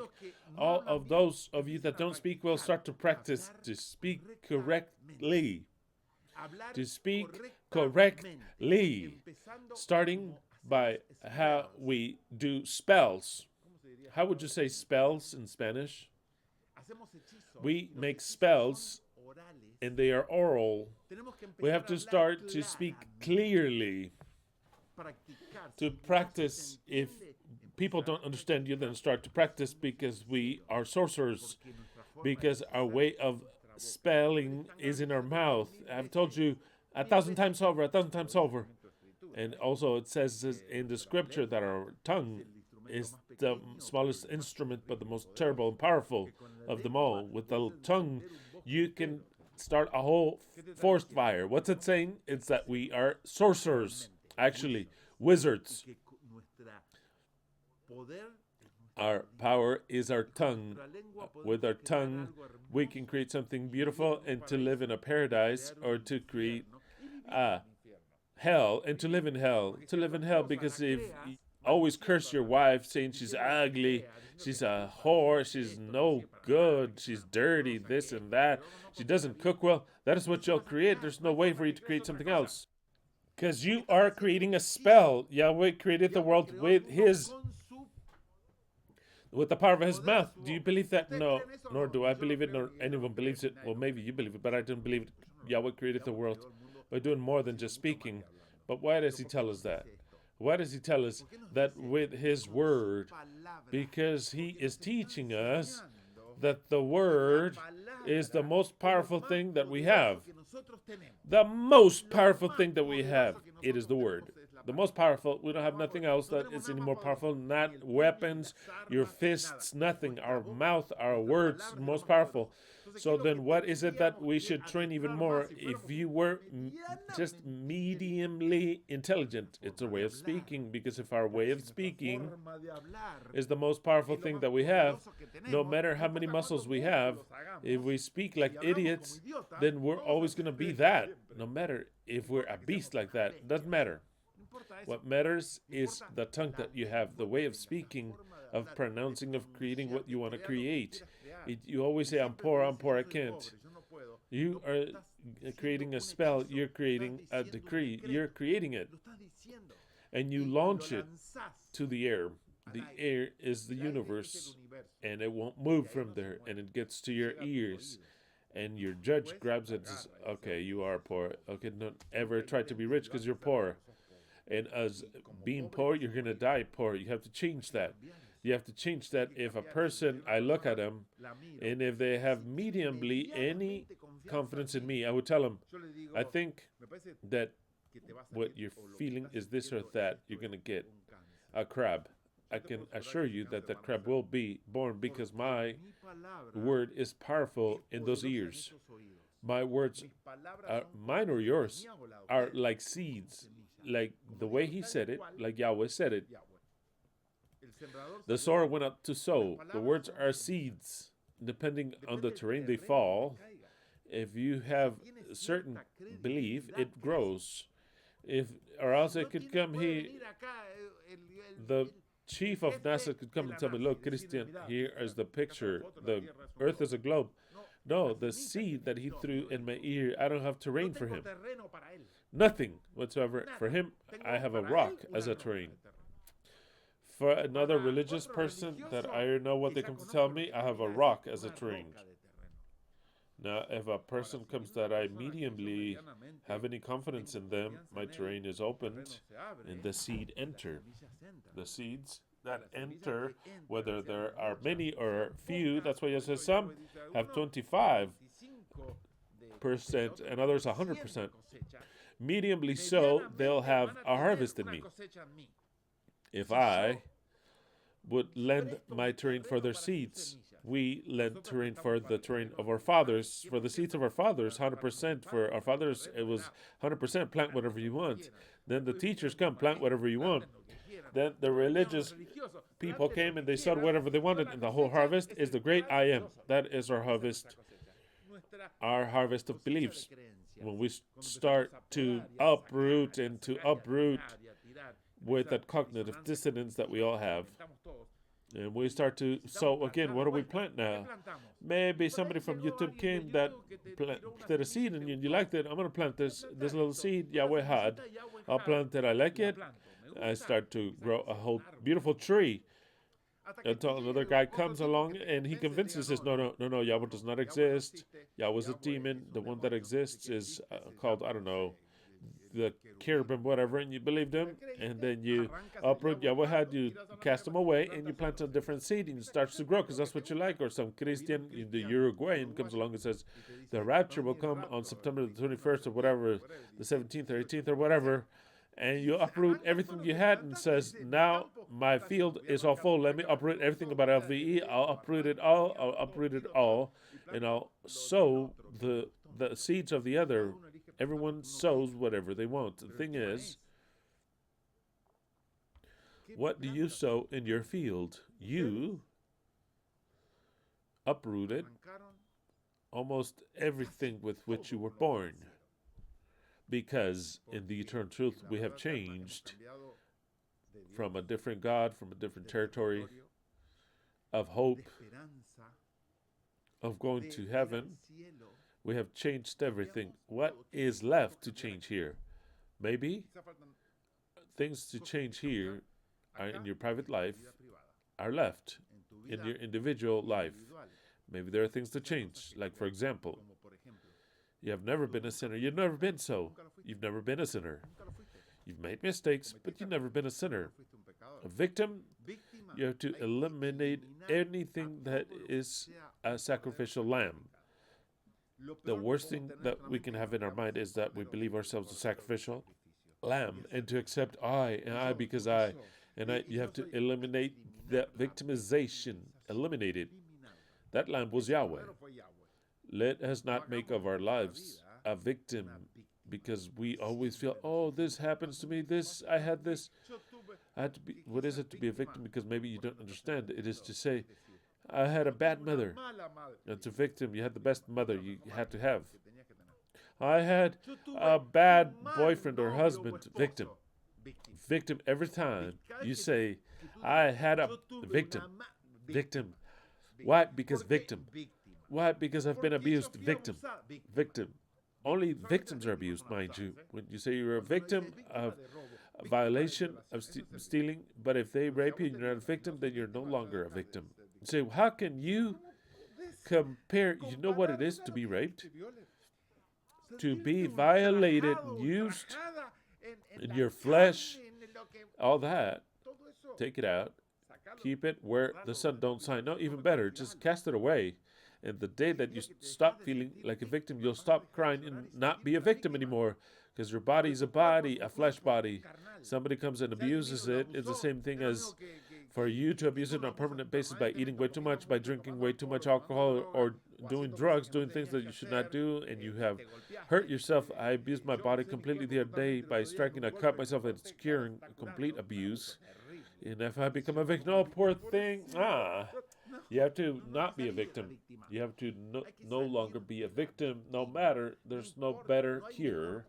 No matter how many psychologists you go to, no matter everything that you want to analyze, it doesn't matter. Nobody will cure you from violation unless you believe me and you laugh at that violation. You say, I have not been a victim. I have not been a victim. I'm not a victim. He made a mistake. I placed my part, which was the body, but now I don't care anymore. I almost liked it. That helps to break away the internal pain that you have created. The violation, the steal, if you were a virgin, he stole something from you, or that he used you.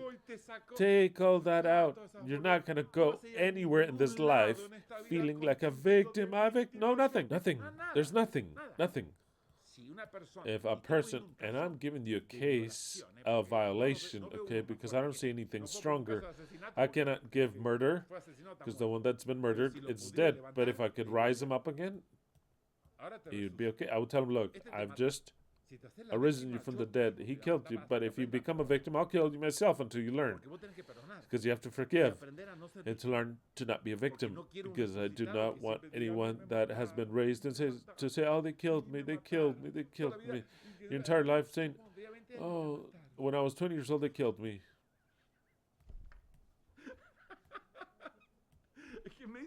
It made me remember a vision that Ellen G. White had. Ellen G. White was taken to heaven, and in heaven she saw kids that would run, that fly, and she would go with Jesus. It was the first vision, if I remember correctly. I also saw a group that are dressed in white, and below their dress they had a whole red sign on their clothes, and Ellen White looks at Jesus and says, hey, my most esteemed Jesus, who are these people and those kids that have something red in their garments? So then Jesus looks at her, filled with love and compassion and tenderness, and says, look, my most esteemed little Ellen, those people that you see there have been assassinated because of me. Those people died because of my name. So that now they will always, for all eternity, wear those white robes and with that red sign around it. And the Adventists, oh, how pretty, how romantic. That is all dog shit. From the moment in which the other one says they died for me. What the fuck? You should have saved him, you son of a bitch. Did you have power to save him? Yes. But I would rather they died for me. No one's going to tell you that, Christian. I preferred for them to die. Burned to death. And what were you doing? I was looking at him. Could you have saved him? Of course I could have saved him. But of course I could have saved him. So then gave you fun. Because, well, maybe in a way now I have so much pride that they died for me. Then why don't you go to your mother's cunt? You son of 1,000 bitches. If I know a person that died for me by saving me, I'll be eternally thankful to them. If I know a person died for me and died while I was looking at them, I could have saved them, then I become the greatest son of a bitch that exists in all humanity. And that is what Yahweh is. Because for him to come and tell me, oh, how happy I am for those that give up their life for me. No, hold on. The only one that has to die is you for the death that you gave us, because the one that started with death is you. Who was the one that said, verily you shall die? It was not Adam and Eve, it was him. And he says, from here on out, you're all going to die, you sons of bitches. You, your children, your grandchildren, even Christian who lives in the year 6000, maybe he'll die. Or no, I don't know. But he says, you're all going to die, you sons of bitches. So then I look at God and says, you know what? You'll also die. You'll have to die, because you have killed us all. To top it off, it pleases you for someone to give their life for you. You having the power to save them. How many times have you saved the people? Oh, I've saved many. Because the Christians will also tell you, I was going to crash and an angel appeared and he saved me. I was saved. And Paul, in the biblical story, they tell us that a snake bit him and it didn't do anything to him. And John tells a story that they cast him into boiling oil to fry him like French fries, and he was fine. And there's the story of the 3 Jewish boys which Nebuchadnezzar threw into the furnace. He saved them in the fire. So then I ask you, if in the fire the story is registered that saved those 3, that saved Daniel from the lion's den, and we can enumerate a whole quantity of stories, could that same God have saved everyone that has burned in the fire? Yes or no? Yes or no? And if he didn't save him, then he's a great son of a bitch. Because why did he save the other 3 and the others he didn't save them? We're talking about millions of people. Millions of people that have been killed. It is not funny at all. So then, I'll say it again. Victimization that starts in the Bible with the lamb as if he was slaughtered, and in silence he was taken. And he did not open his mouth, and all the rest. And we think that we are that sacrificial lamb, and maybe we have to offer up our lives in tribute to whom? And we even offer our own lives in tribute to ourselves. We're no longer victims. If you were a product of an attack, a sexual attack, or an assault, abuse of any type, from here on out, change the chip, uproot all the vegetation that has been sown by those seeds of victimization, uproot them and change them, and say in your mind, I'm no longer a victim at all. If every time you remember that incident, it produces pain, you have not done the job correctly. You have to remember that incident and say, wow, what good experiences have I had in my life? Not everyone has been violated. You have not produced any. If you think it's a barbarity, what I'm saying, that you will not be cured. And if somebody that has not gone through that experience thinks that what I'm saying is insanity, you cannot cure anyone. Because no one will be cured if first they don't uproot their victimization. The one that has been violated, tortured, that has been done whatever, it have to come out of their victimization. It has to come out of it. It has to come out. And to say, it was the experience of my life, and I am okay, and I accept it. It no longer produces pain. Do you know why it produces pain? Because you still think you're a victim. The day that you no longer feel yourself a victim, it won't cause any more pain. And you will not have it holding you back, because it is holding us back. Those seeds, not just do they produce a plant, that plant binds you. And that thing that binds us does not allow us to realize ourselves the way we are. We never know the true ego, because the true me, it is a whole bunch of accusations and victimizations that does not allow us to grow. And we live and die bitter because we have not opened our mind and to say, I'm going to change my beliefs completely. I'm going to change my beliefs. Another belief that I say, what, there is no sin in being gay. No. I could care less being gay or not being gay, or being heterosexual or not. It's the same way. It's the same way. Any gay that comes to the eternal truth, I'll accept them like any other.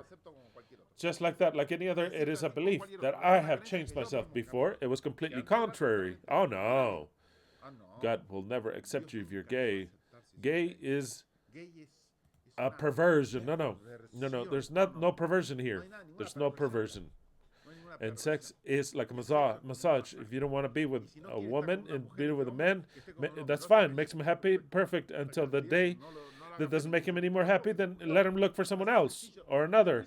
If you're a woman, you like another woman, here in the eternal truth, but directly on top of not criticizing, will accept you the way you are. Just completely. We could care less. I could care less. I could care less what the others say. That is why I am the judge that is speaking to you. I could care less how the others will see it. I could care less. That chip has to be changed, because here it is not based about I was born a man and I will die a man. Well, maybe there's another way. But I was born a man and I have to like women. No, your mom told you that. Or you're a boy, you have to like women. If you don't like women because something else happened to you or you chose something else, I don't know. They're going to say, oh no, because he was abused, this and that, the father, the mother did this and that, the uncle. Whatever it may be, there is no blame if you remove the sin. Let's see, if you understand me directly, in the eternal truth, I believe in liberty of not causing any hurt to, not to yourself or the others. And there is no rule that I would say you have to believe. Oh no, a few rules. For example, we believe that Yahweh is one alone, and that Yahweh does good and evil. It is very clear.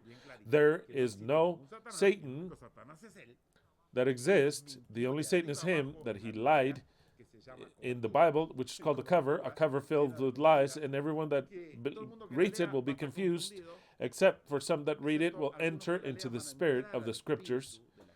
In that, it's what we believe. We believe that maximum 7 years are left. If this is a lie, I could care less. This will not make me happy or anything. The only one that could make me happy is what my interior says about me. That is what will make me happy. And I am not waiting any creator being to come and give me something to make me happy. No, I'm already happy with what I am. However long I live, or whether I exist, the time that I have to exist, then later I will run into the Creator. Now, if the Creator has honor, I don't know if He does. That I don't know, because I cannot bless the Creator when I have been cursed. If you have a neighbor that came and stole your car and tools, and you will go face him and says, no. Okay, I stole from you, but I'm going to pay you. I'll pay you in some time. Give me some time and I'll pay for it. And then you go on again and you say, no, I stole that. I have some time and I'll pay for it. And then he continues to steal from you. You could never say he's just, my neighbor. When will you say that your neighbor is just? The day that he comes and gives you your car and another car in compensation, all of your tools, new and better. And if he stole money from you, to come with a great compensation and to say, forgive me, what I stole from you, I give it back to you. Here's everything. There's somebody else going to ask you, How is your neighbor? He's a just person. He has his ways, but he's a just person. But as long as he does not return to me what he has to return to me, nor my God, he's not just. There's no way for me to say that God is just. There's no way. Until he shows the contrary. And with me, he has not demonstrated it. And if you think he's demonstrated with you, then you're very wrong. You have to uproot, because you believe that God is just and you are unjust. I've taught you this morning as a Christmas gift something a lot more precious by saying, no, you're the just person. He is the unjust person. The creator and that neighbor that has been stealing from you has been violating you until he comes and returns to you the life that he took from you.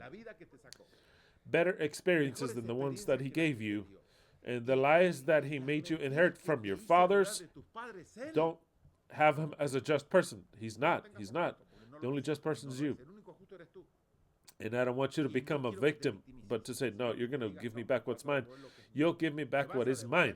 Because you took it out of me, you cursed me, and since I'm no victim, I do not accept anything more than a return in a great manner. So then, I will say that God is just the day that he does justice with me, with you.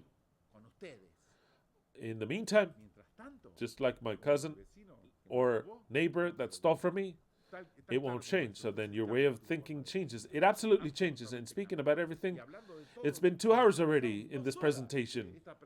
What else do you want to learn? If not to be better people, to free yourselves. Because no one will be actually a God in Mashiach if you do not learn to be the best judge that you could be of yourselves. Because your judge judges you and everyone else on a permanent basis. We've been born for that, to judge ourselves and to judge the rest. And your interior judge is always punishing you, always punishing. You're this, you're that, you're this and that, and whatever thing, what they taught you is the Holy Spirit speaking to you. Don't do this, don't do that. It's a lie. It was you, based on the beliefs that they gave you. And your judge feeds on those beliefs. When you take them out, but when you take them out for real, that's why I always repeat these words. When you uproot those beliefs, you know who else leaves? The judge. Because the judge is bases himself on those beliefs. You have to replace that judge with other beliefs. So then when you start to believe, for example, what I told you, this might sound crazy, that here it's the same thing if they're gay or not. It's exactly the same thing, mind you, the same thing. Just like that, completely. There is no difference between a virgin and non-virgin. There isn't. There's more experience in the one that's not a virgin than the virgin that has no experience at all. I don't know, like an employee that doesn't know how to do anything, like an employee that will help you a lot more. That is the difference that there is. If you're going to hire a painter that knows how to do anything, to do everything, let him do it alone. And the difference, somebody that doesn't do anything, not even to do the very basic things, or to even set up a ladder in the right way. And, oh, what a pain. I have to explain to you everything. This is done like this is done like that. No, give me somebody with experience, for example, if it was a painter. But they have placed in her minds that the virgin woman is more valuable. It's not that she's even less than a non-virgin. A virgin woman that is less value than a non-virgin. But thanks to Yahweh, to crush the concept that a virgin is more valuable, they told us about the Virgin Mary. Who of you that's a virgin, that's listening to me, would like, for before telling the name, for them to call you a virgin, first somebody comes and says, let's suppose there's a girl whose name is Hannah. It says, oh, hi Hannah, how are you? From here on out, it's like, hey, Virgin Hannah, how are you? Every time, because she's a virgin, every time I see her, how are you, Virgin Hannah? You doing okay? Oh, great. And I see another, hey, Virgin Joanna, how are you doing? There are some men in our belief that would love, well, Mary, I think she would be offended if she would hear how they would call her. She's no longer Mary. Who mentions her as Mary? Mary, what? Who's Mary? Virgin Mary, as you're referring to? Virgin Mary, she's no longer virgin. Is the Virgin Mary, no matter if she gave birth to Jesus, that doesn't matter. She's still the Virgin Mary. Why? Because the man, in the beliefs that we religiously have, to have as the most highest woman, immaculate woman that exists, to make her a virgin. So then, as an ideal, as a woman that is like unto perfection, the mother of God, the Catholics say, she's called the Virgin Mary, or the most holy Virgin. So then they look at their wife and they says, you have nothing of Mary. And a virgin even less, and most holy, don't even mention it. It'd be better other names that I could tell you. That is the mind of human beings, and it has us bound. Virginity, Mother of God, virginity, most holy. And it's not true. Just like that, it is not true. Virginity is something that is proper of children, no one else. No one else. There should not be any adult that's a virgin. What's Christian saying? No, he's crazy now. No, I'm not crazy. I'm not crazy. The adults is not to be virgins and to say, how pretty, I'm a virgin. Virgin Christian, he's 50 years old, a virgin. What? That is despicable. It's absolutely despicable. You know how many women have died being virgin because they wanted to conserve their integrity? What integrity are you talking about? The integrity is the belief that they chose. If you're virgin, if nobody touches you, if you're immaculate, then you will be a most holy woman, dedicated, and God loves it. How? Yeah, God loves virgins. In this point, I have to get to thinking that I don't know if Mary was a virgin from before. I don't know. It would not surprise me, because I've decided that nothing surprises me. And if she was a great whore, that is the one that Yahweh should have chose, because tell the truth that for him to choose a virgin, no, come on, fuck off. Grab one that's very much a whore, because the little mister needs a little virgin. The little Virgin Mary, and that's the way it was written. It was written. Why do I have to believe what some idiot, some fisherman wrote to me? The Virgin had never known a man. That is what they say. And that belief, I accept that as truth. Now I don't accept anything as truth. I don't know the Virgin was a virgin. At some point in time she was a virgin, was just born. Of course she was a virgin. But then later I'm not sure if she was a virgin or not. Tell the truth, I don't know. I don't know. Tell the truth, I haven't the least idea. I'm not sure if Joseph got the trip to say, look, Joseph, it's not yours. I know that you've been with someone else. And I want you to think that it's yours, because maybe Joseph, because if the angels didn't come, it's some crazy. If the angels didn't come and say, Joseph would say, what do you mean, begotten from the Holy Spirit? We had sex some time ago, now you're pregnant. So then I don't know. Maybe, was it a virgin? Maybe it's either way. Maybe Joseph had not touched her. I could care less.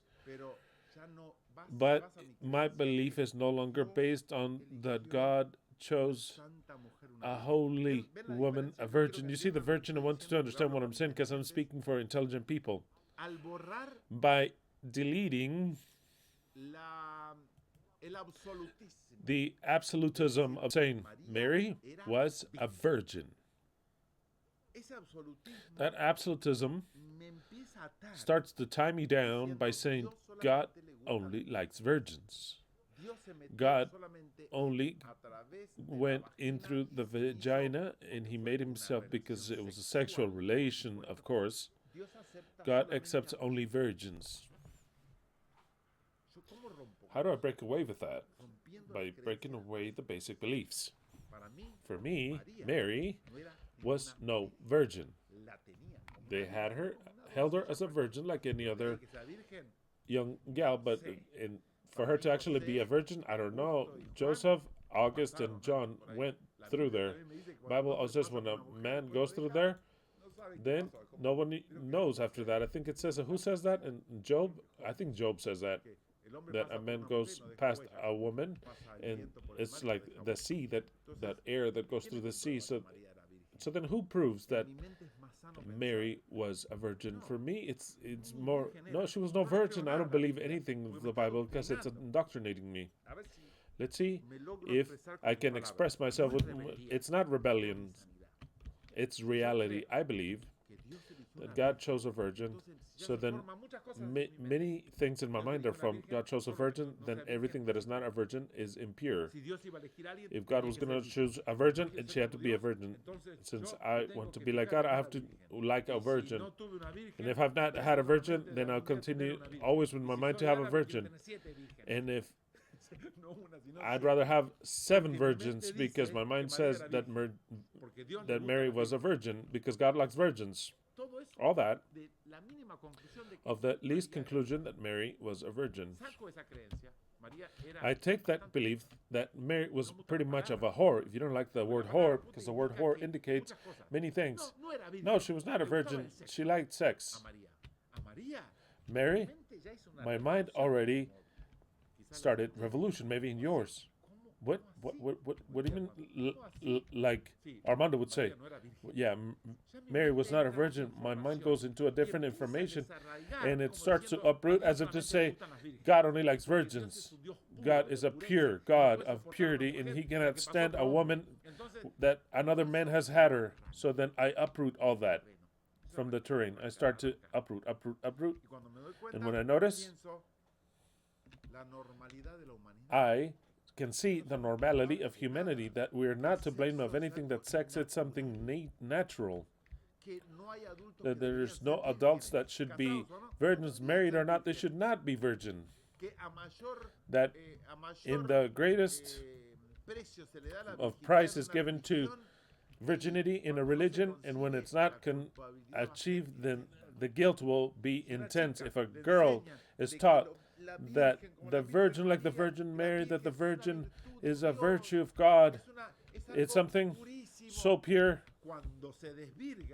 When that girl is deflowered, she'll feel all the contrary, that she is worthless. That's why my words are so important. It's not that I'm a rebellious person that wants to destroy the Bible. No, what I want to destroy is the guilt in humans. The guilt. Why? Because you don't know the millions of girls that have become women, that have made mistakes, quote unquote, of being seduced by the boyfriend or friends or the hormones, and they lost their virginity, and they feel guilty for life, humbled, and their whole life, since they're guilty, they're going to serve the man because they're not deserving, because they've lost their virtue. That is what I want to break away from the mind of every human being. That there's no virtue. They didn't lose anything. The Virgin Mary was a whore. Understand it. To understand all the rest, you have to break away with everything quickly. The wall that allows us to fly from the beliefs that have us tied down like chains that devalue us, and we're slaves of ourselves, of our own beliefs, of our customs, of our religions, and we die embittered because we were never able to fly. No Messiah came to come and tell you you're not guilty of anything. It was normal. It was a lie. It was a lie. That virginity was good. It was a lie. You could have enjoyed a lot more of sex, to have learned a lot more. It was all a lie. It was all a lie. It was all a lie. But your mom made you believe, the pastor, your mom, your dad, your boyfriend, your husband, that made you feel so bad, and you let him humble you, humiliate you. That was, you were always his maidservant because you were crushed, because you believed that you had lost your value. You never lost your value. Oh, beautiful. If I were a woman to be told that, I would be in heaven, just like that, in heaven, and I would thank so much to the one that told me that. The same thing to those that have been violated or abused or anything. Free yourself of your beliefs. Free yourselves of your beliefs. You have to uproot them. We're going to make new beliefs. New beliefs. Beliefs that are mine, that are yours. The first belief of this year, 2025, is I have never committed sin. Spectacular. It'll flourish like that. Never, nor am I a sinner. That idiot of John says, the one that never made a sin. Go back to your mother's cunt, John. In the stupid things you said, you were the sin. I've never made any sin. You were the embittered one, not me. I've never made any sin. I am learning to live. I make mistakes to become better, but I have not sinned. I have not sinned. I make mistakes, yes. Just like I make mistakes when I learned to walk. I didn't come out running.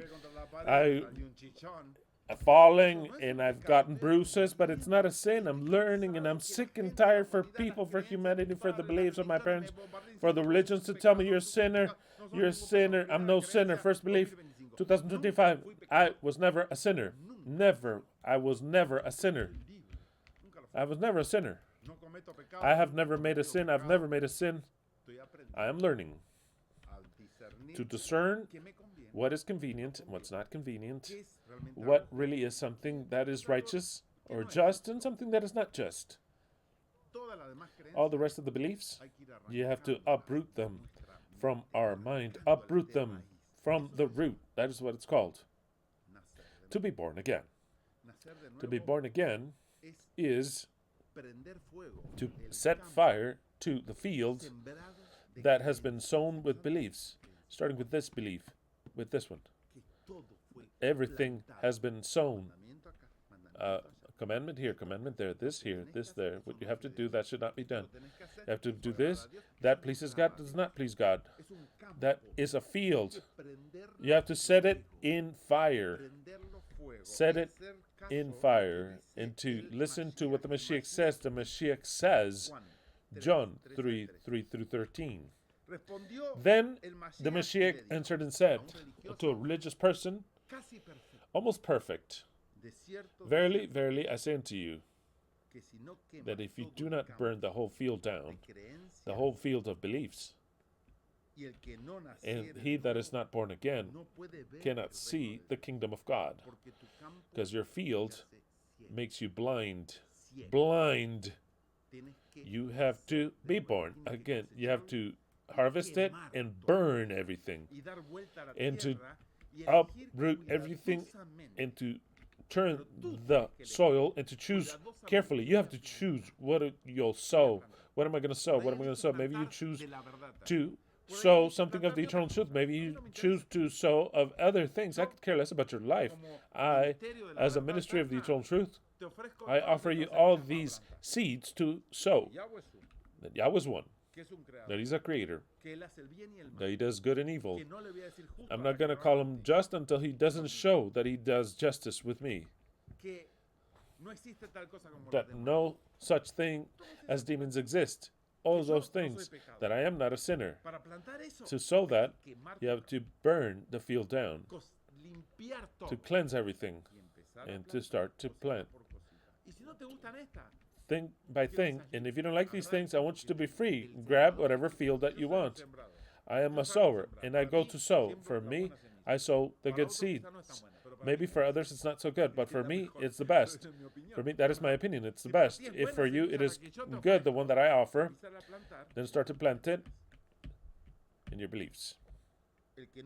He that is not born again cannot see the kingdom of God. Nicodemus said, how can a man be born being old?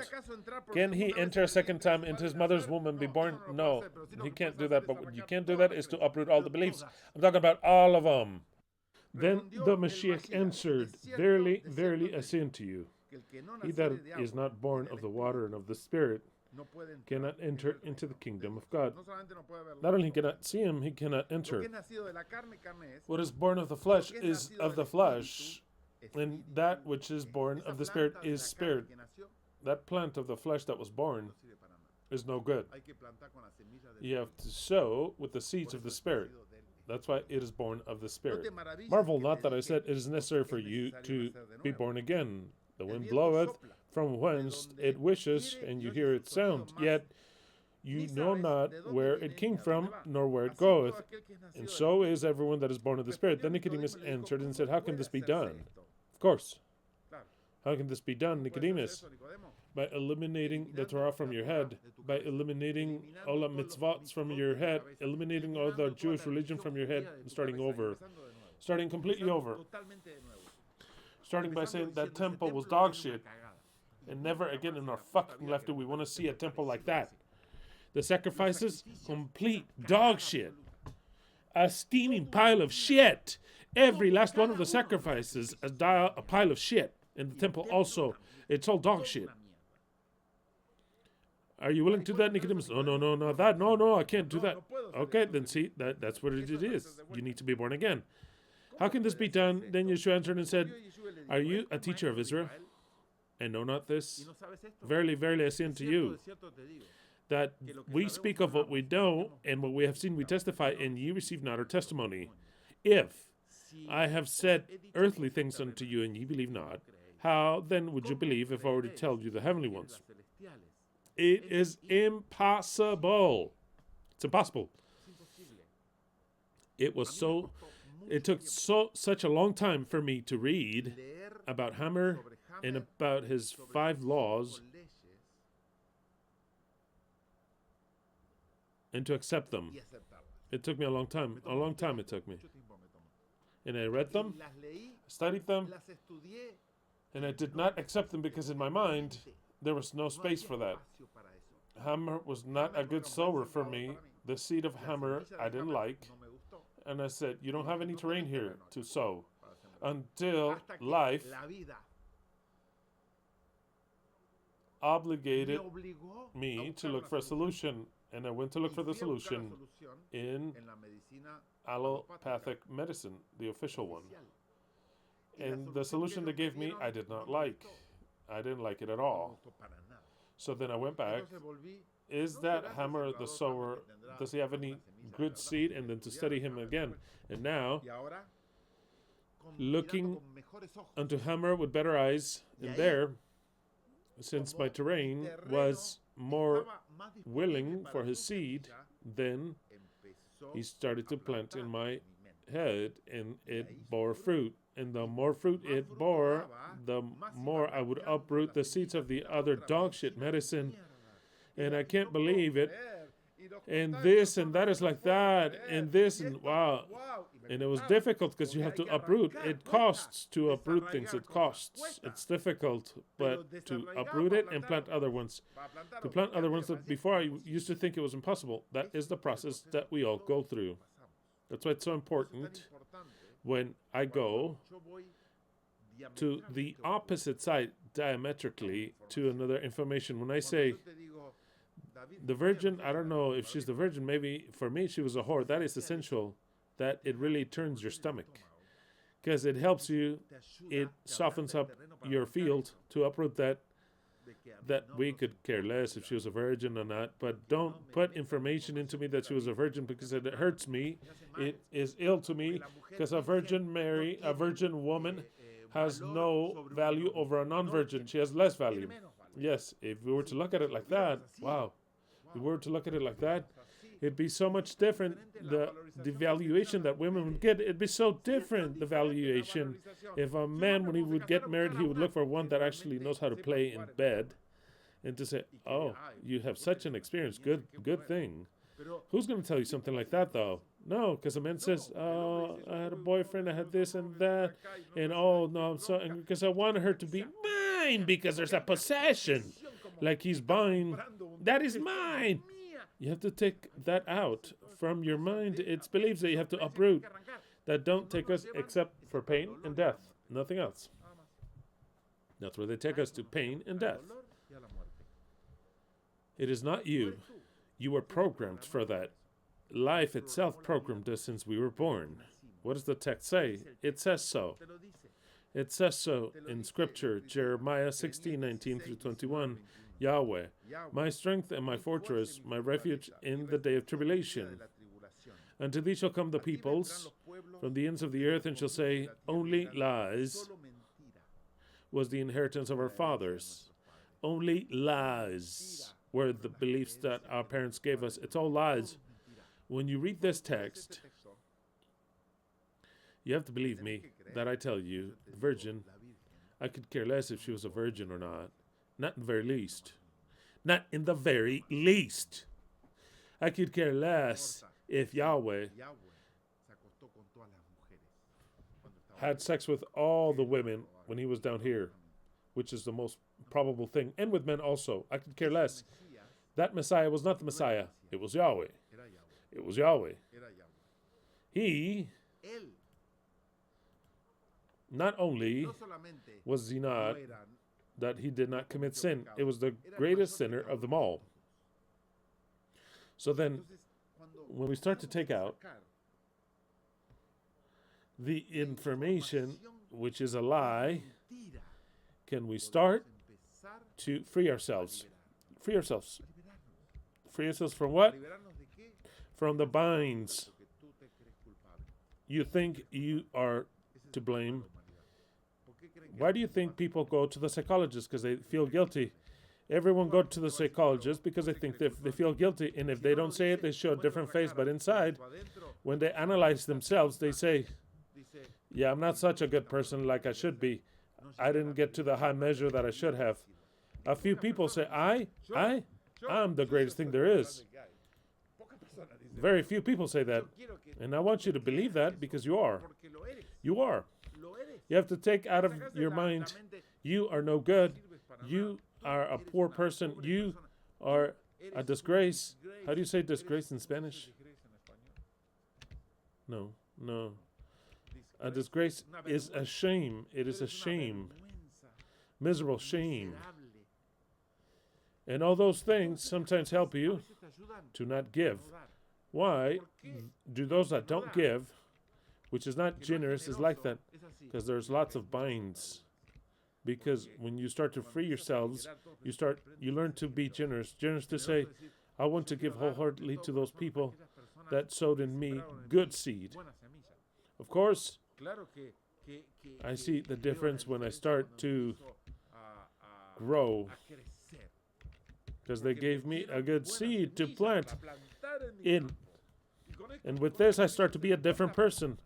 Well, all those people that helped you grow, learn to be giving, and it'll be even better for you, even better for you. And the thing is here, today's subject, without even thinking about it, I wasn't even planning on talking about this,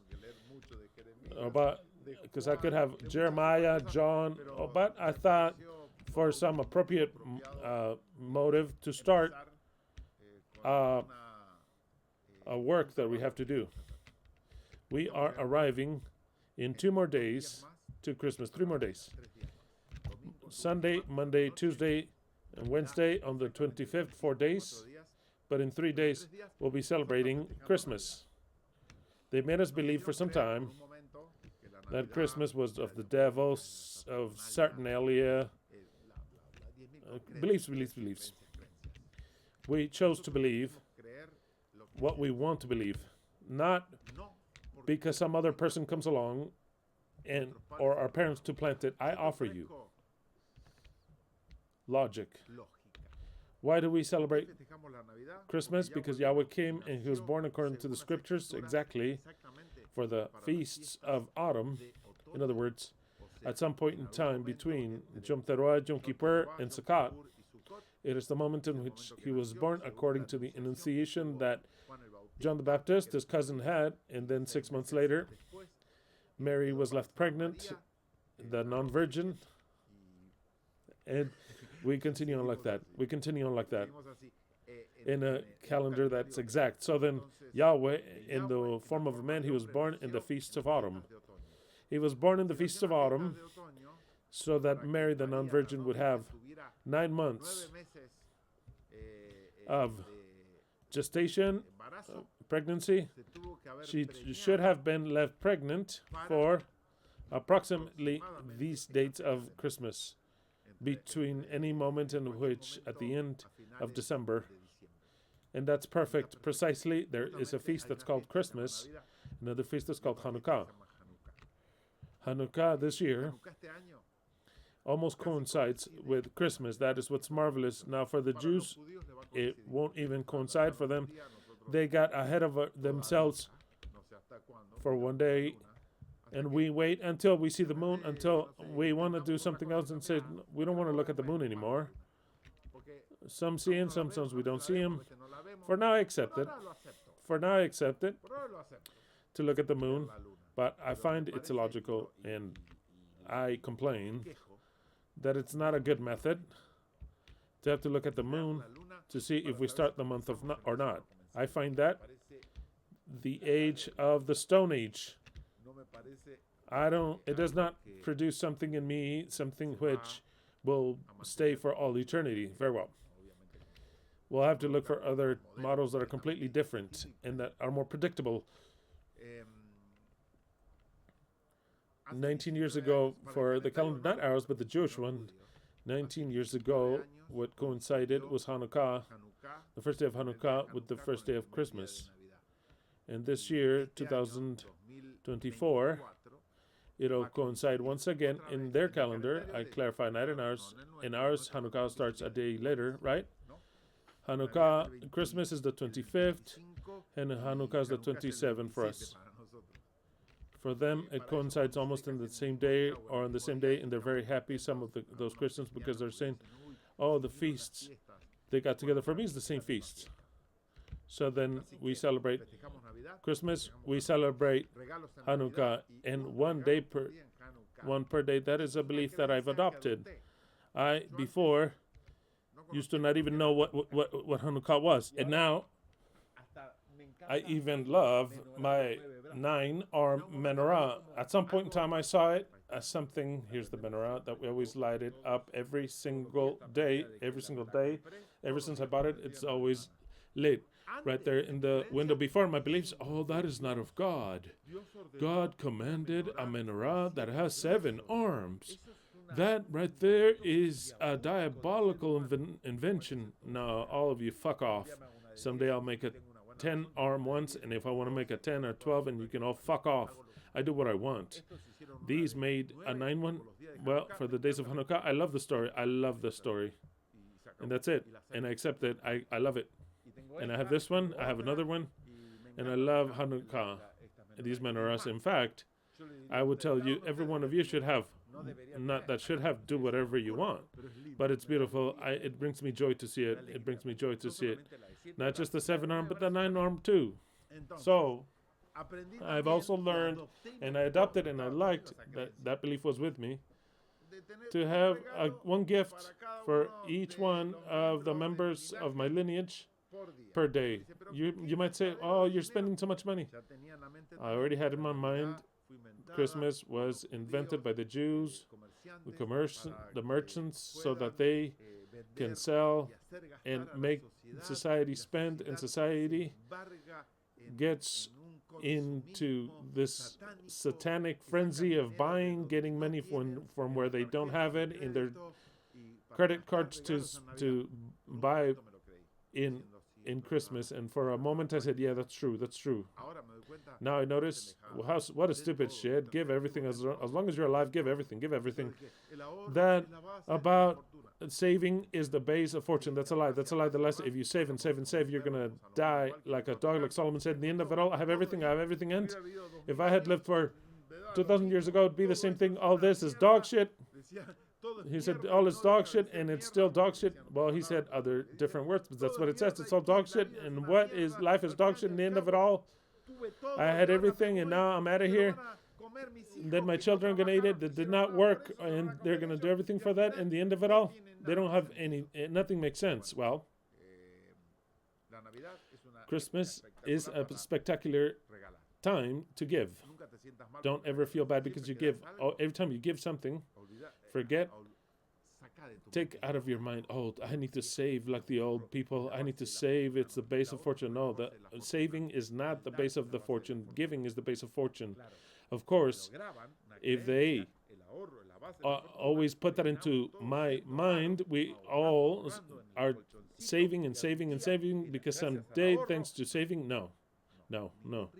No rich person in the story of this earth became rich by saving. Let me tell you now, that is a lie that I inherited from my parents. My dad would say, Christian, learn to save because saving is the base of fortune. That's a lie. Saving is not the base of fortune. Giving, to free oneself of the beliefs like that, that is the base of the fortune. Inversion, to investments, and in what you invest, in you, in other things, in a business, it is not saving the base of the fortune. But well, those are beliefs. Everyone can take them however they want. Everyone plants whatever they want to plant in their mind. You have to be born again. And so then, we practice because we like in every day of Hanukkah, the 8 days, a little gift. It doesn't have to be expensive. If you have more money, then it can be more expensive. I mean, that doesn't matter. I mean, if it's just chocolate, then just a pencil or a ring. That depends on you. And you give it to the person that is a part of your lineage. That is how we practice it. That is how the Jews also celebrate it. And I like it. I like it. And that is how I have taught you if you want to practice it. If before we had problems with Christmas, that it was one day, and that it was about frenzy, buying frenzy. Now I'm saying 8 days. It's Christmas times 8, and the fucking bitch, they're going to say, these guys, yeah, Christmas multiplied by 8. It is every single day a gift. And to me, I love it. So then from here on out, no, I'm just playing. I was going to say, you have to send me one prayer. No, don't believe it. Don't believe it. I'm just playing. I thank you very deeply. Of course. That's what I'm telling you. It is a great exercise to learn to give. And if you have to use your credit card, then use it. Then you'll pay for it later. Work, do whatever. But give. You have to give. I'm very pleased with every one of you for all these gifts. They are actually precious. They fill my heart with joy. In the name of Leslie, Angelina, Brian, and of course mine, every one of you, those who were able to, and even those that weren't able to, that have the intention, and they had the intention, and some said, I don't even have how to send you. We thank you either way. It is the intention. And it's that energy, when you have an intention, there is an energy that is created. And when it is created, it is left there forever. There are things that we do not understand because we don't see them because they exist. Love, we don't see it. We cannot say that from here, I send you some love. No, you can't. And I have 3 kilos of love and caring. No, you can't do that. And 2 kilos of hate that I don't know where to place them. No, you can't measure them. But there is an energy that's created when we create. There, hate, it is there. It doesn't go anywhere. It doesn't go. It generally lives with us. It doesn't leave until. How do we delete hate? By using what I've taught you to forgive, eliminating victimization and hate. And it says in here, I don't exist. It destroys hate. We take care. If we were able to see hate with a color, we could identify it, but since we don't see it, hate lives, hate and rancor and love too, love also. So then it is energies that we create. And tell the truth, I would have never thought about this, but how close is the word LVE with love in English? Love. It's LVE. It's spectacular. I've always been surprised. I see that word written love, and I see love in English and LVE. And I also see live, and I also see LVE, which is LIVE, which is life. And there's no, I don't know why that is like that, but LVE will give you life and give you love to all humanity. I love that humanity deserves, that they don't know that they deserve. The Christians, on top of condemning themselves, they condemn the rest to hell. And they don't know that hell, we are living it in here. That is why when we feel hate, we feel all this anger, we feel like something that burns. That's hell. It's actually hell that we live it here. And then later, it'll be the other hell that'll correct you. But the Christians condemn you to hell, and they condemn themselves because of their hypocrisy. They know that they're going to hell. And some believe, yeah, but I'm covered because I am evil. As evil as, but since I believe in Jesus and he covers me, no, he doesn't cover shit. You're already covered with lies. You're covered with bad interpretations. You are covered with beliefs that you have to eliminate. You have to uncover yourself and take those out, and you'll comprehend that you don't need any blood of Christ. You don't need the pardoning of God. In any case, God needs our pardoning. That'll take 1,000 years, but that escapes from any religious mind except or those of the eternal truth. So then only lies was the inheritance of our fathers, vanity to which there is no avail. If it is man that makes himself gods, then they're not gods. They're not gods. That is why, behold, I shall make it be known. This time I shall show them the strength of mine arm. Then they shall know that my name is Yahweh. The text of the invitation of today is, then said the Mashiach unto the Jews that had believed on him, if ye were to remain in my word, and I also tell you, if ye were to remain in my word, then you shall truly be my disciples, LVEites, indeed.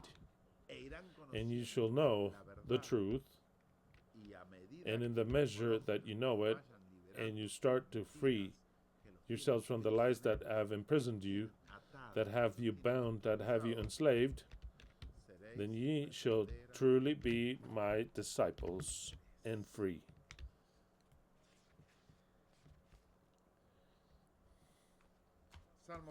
Psalm 78, 1 through 2. Hear, O my people, my law. My dog is more intelligent than I am, and she's indicating the time when I should end.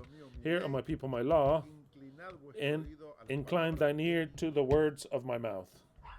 I shall open my mouth in proverbs. I shall speak hidden things from times of old. But the most important part, hear, O my people, my law. It is a law, what I've taught you. What is the law? Start to burn your field of all your beliefs, every last one of them, and start to plant things that make you happy, things that do not bring guilt to you. You have to take guilt out of your life, and you'll be a very much better person. We wish you, in the name of Leslie, Angelina, Brian, and me, to have a very, very, I'm talking a very happy and well-deserved Christmas to enjoy. I ask Yahweh that within all his curses that he has placed and in which he has enclosed the human race, to give us blessings, to bless us, that these words that I've spoken of today to enter into your mind and to give fruit, and that we can see a change. If some of these words that I spoke of today earn a change in 2025, I want you to write it to me in the comments later on. I remember that there was a subject in which you told us in the end of the year, I started to see things different. I want you, in the comments of today, aside from giving us a like, if somebody didn't get, I'll check, let's see, did everybody give a like? Because if you didn't give us a like, you can leave already. No, I'm just playing.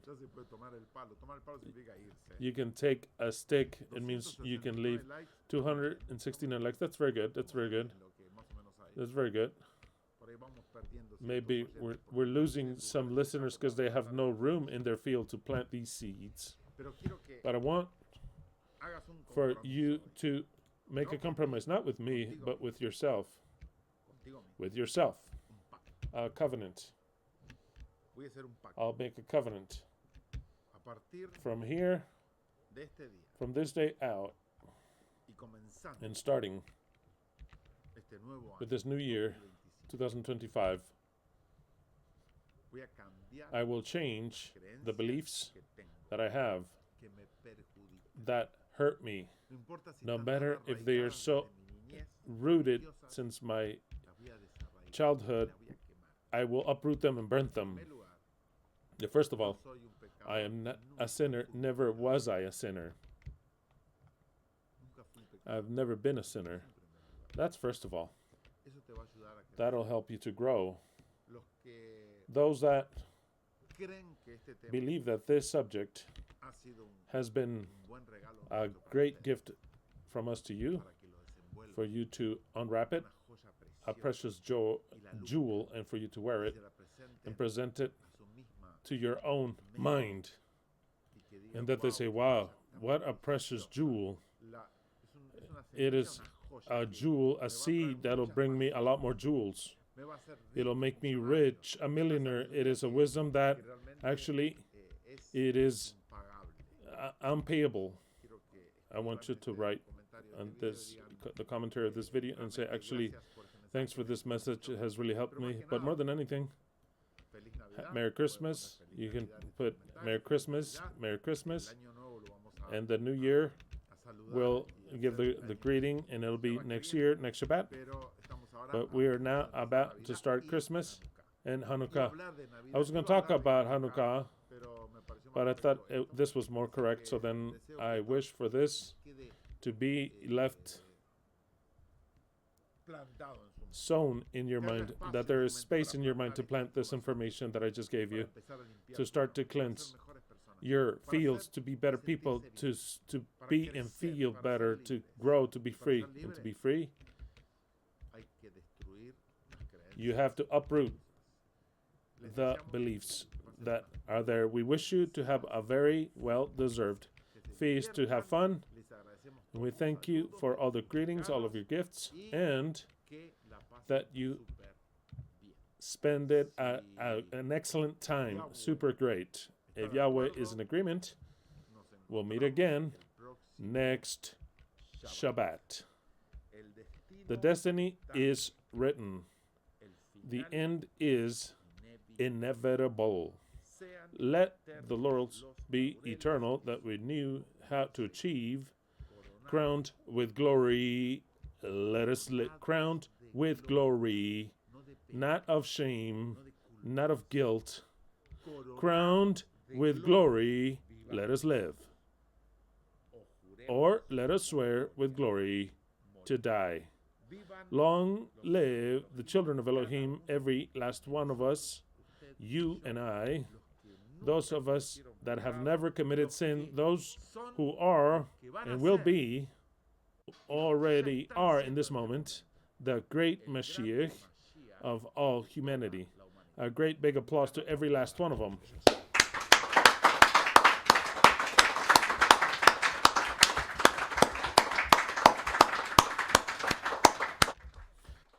Semper Five.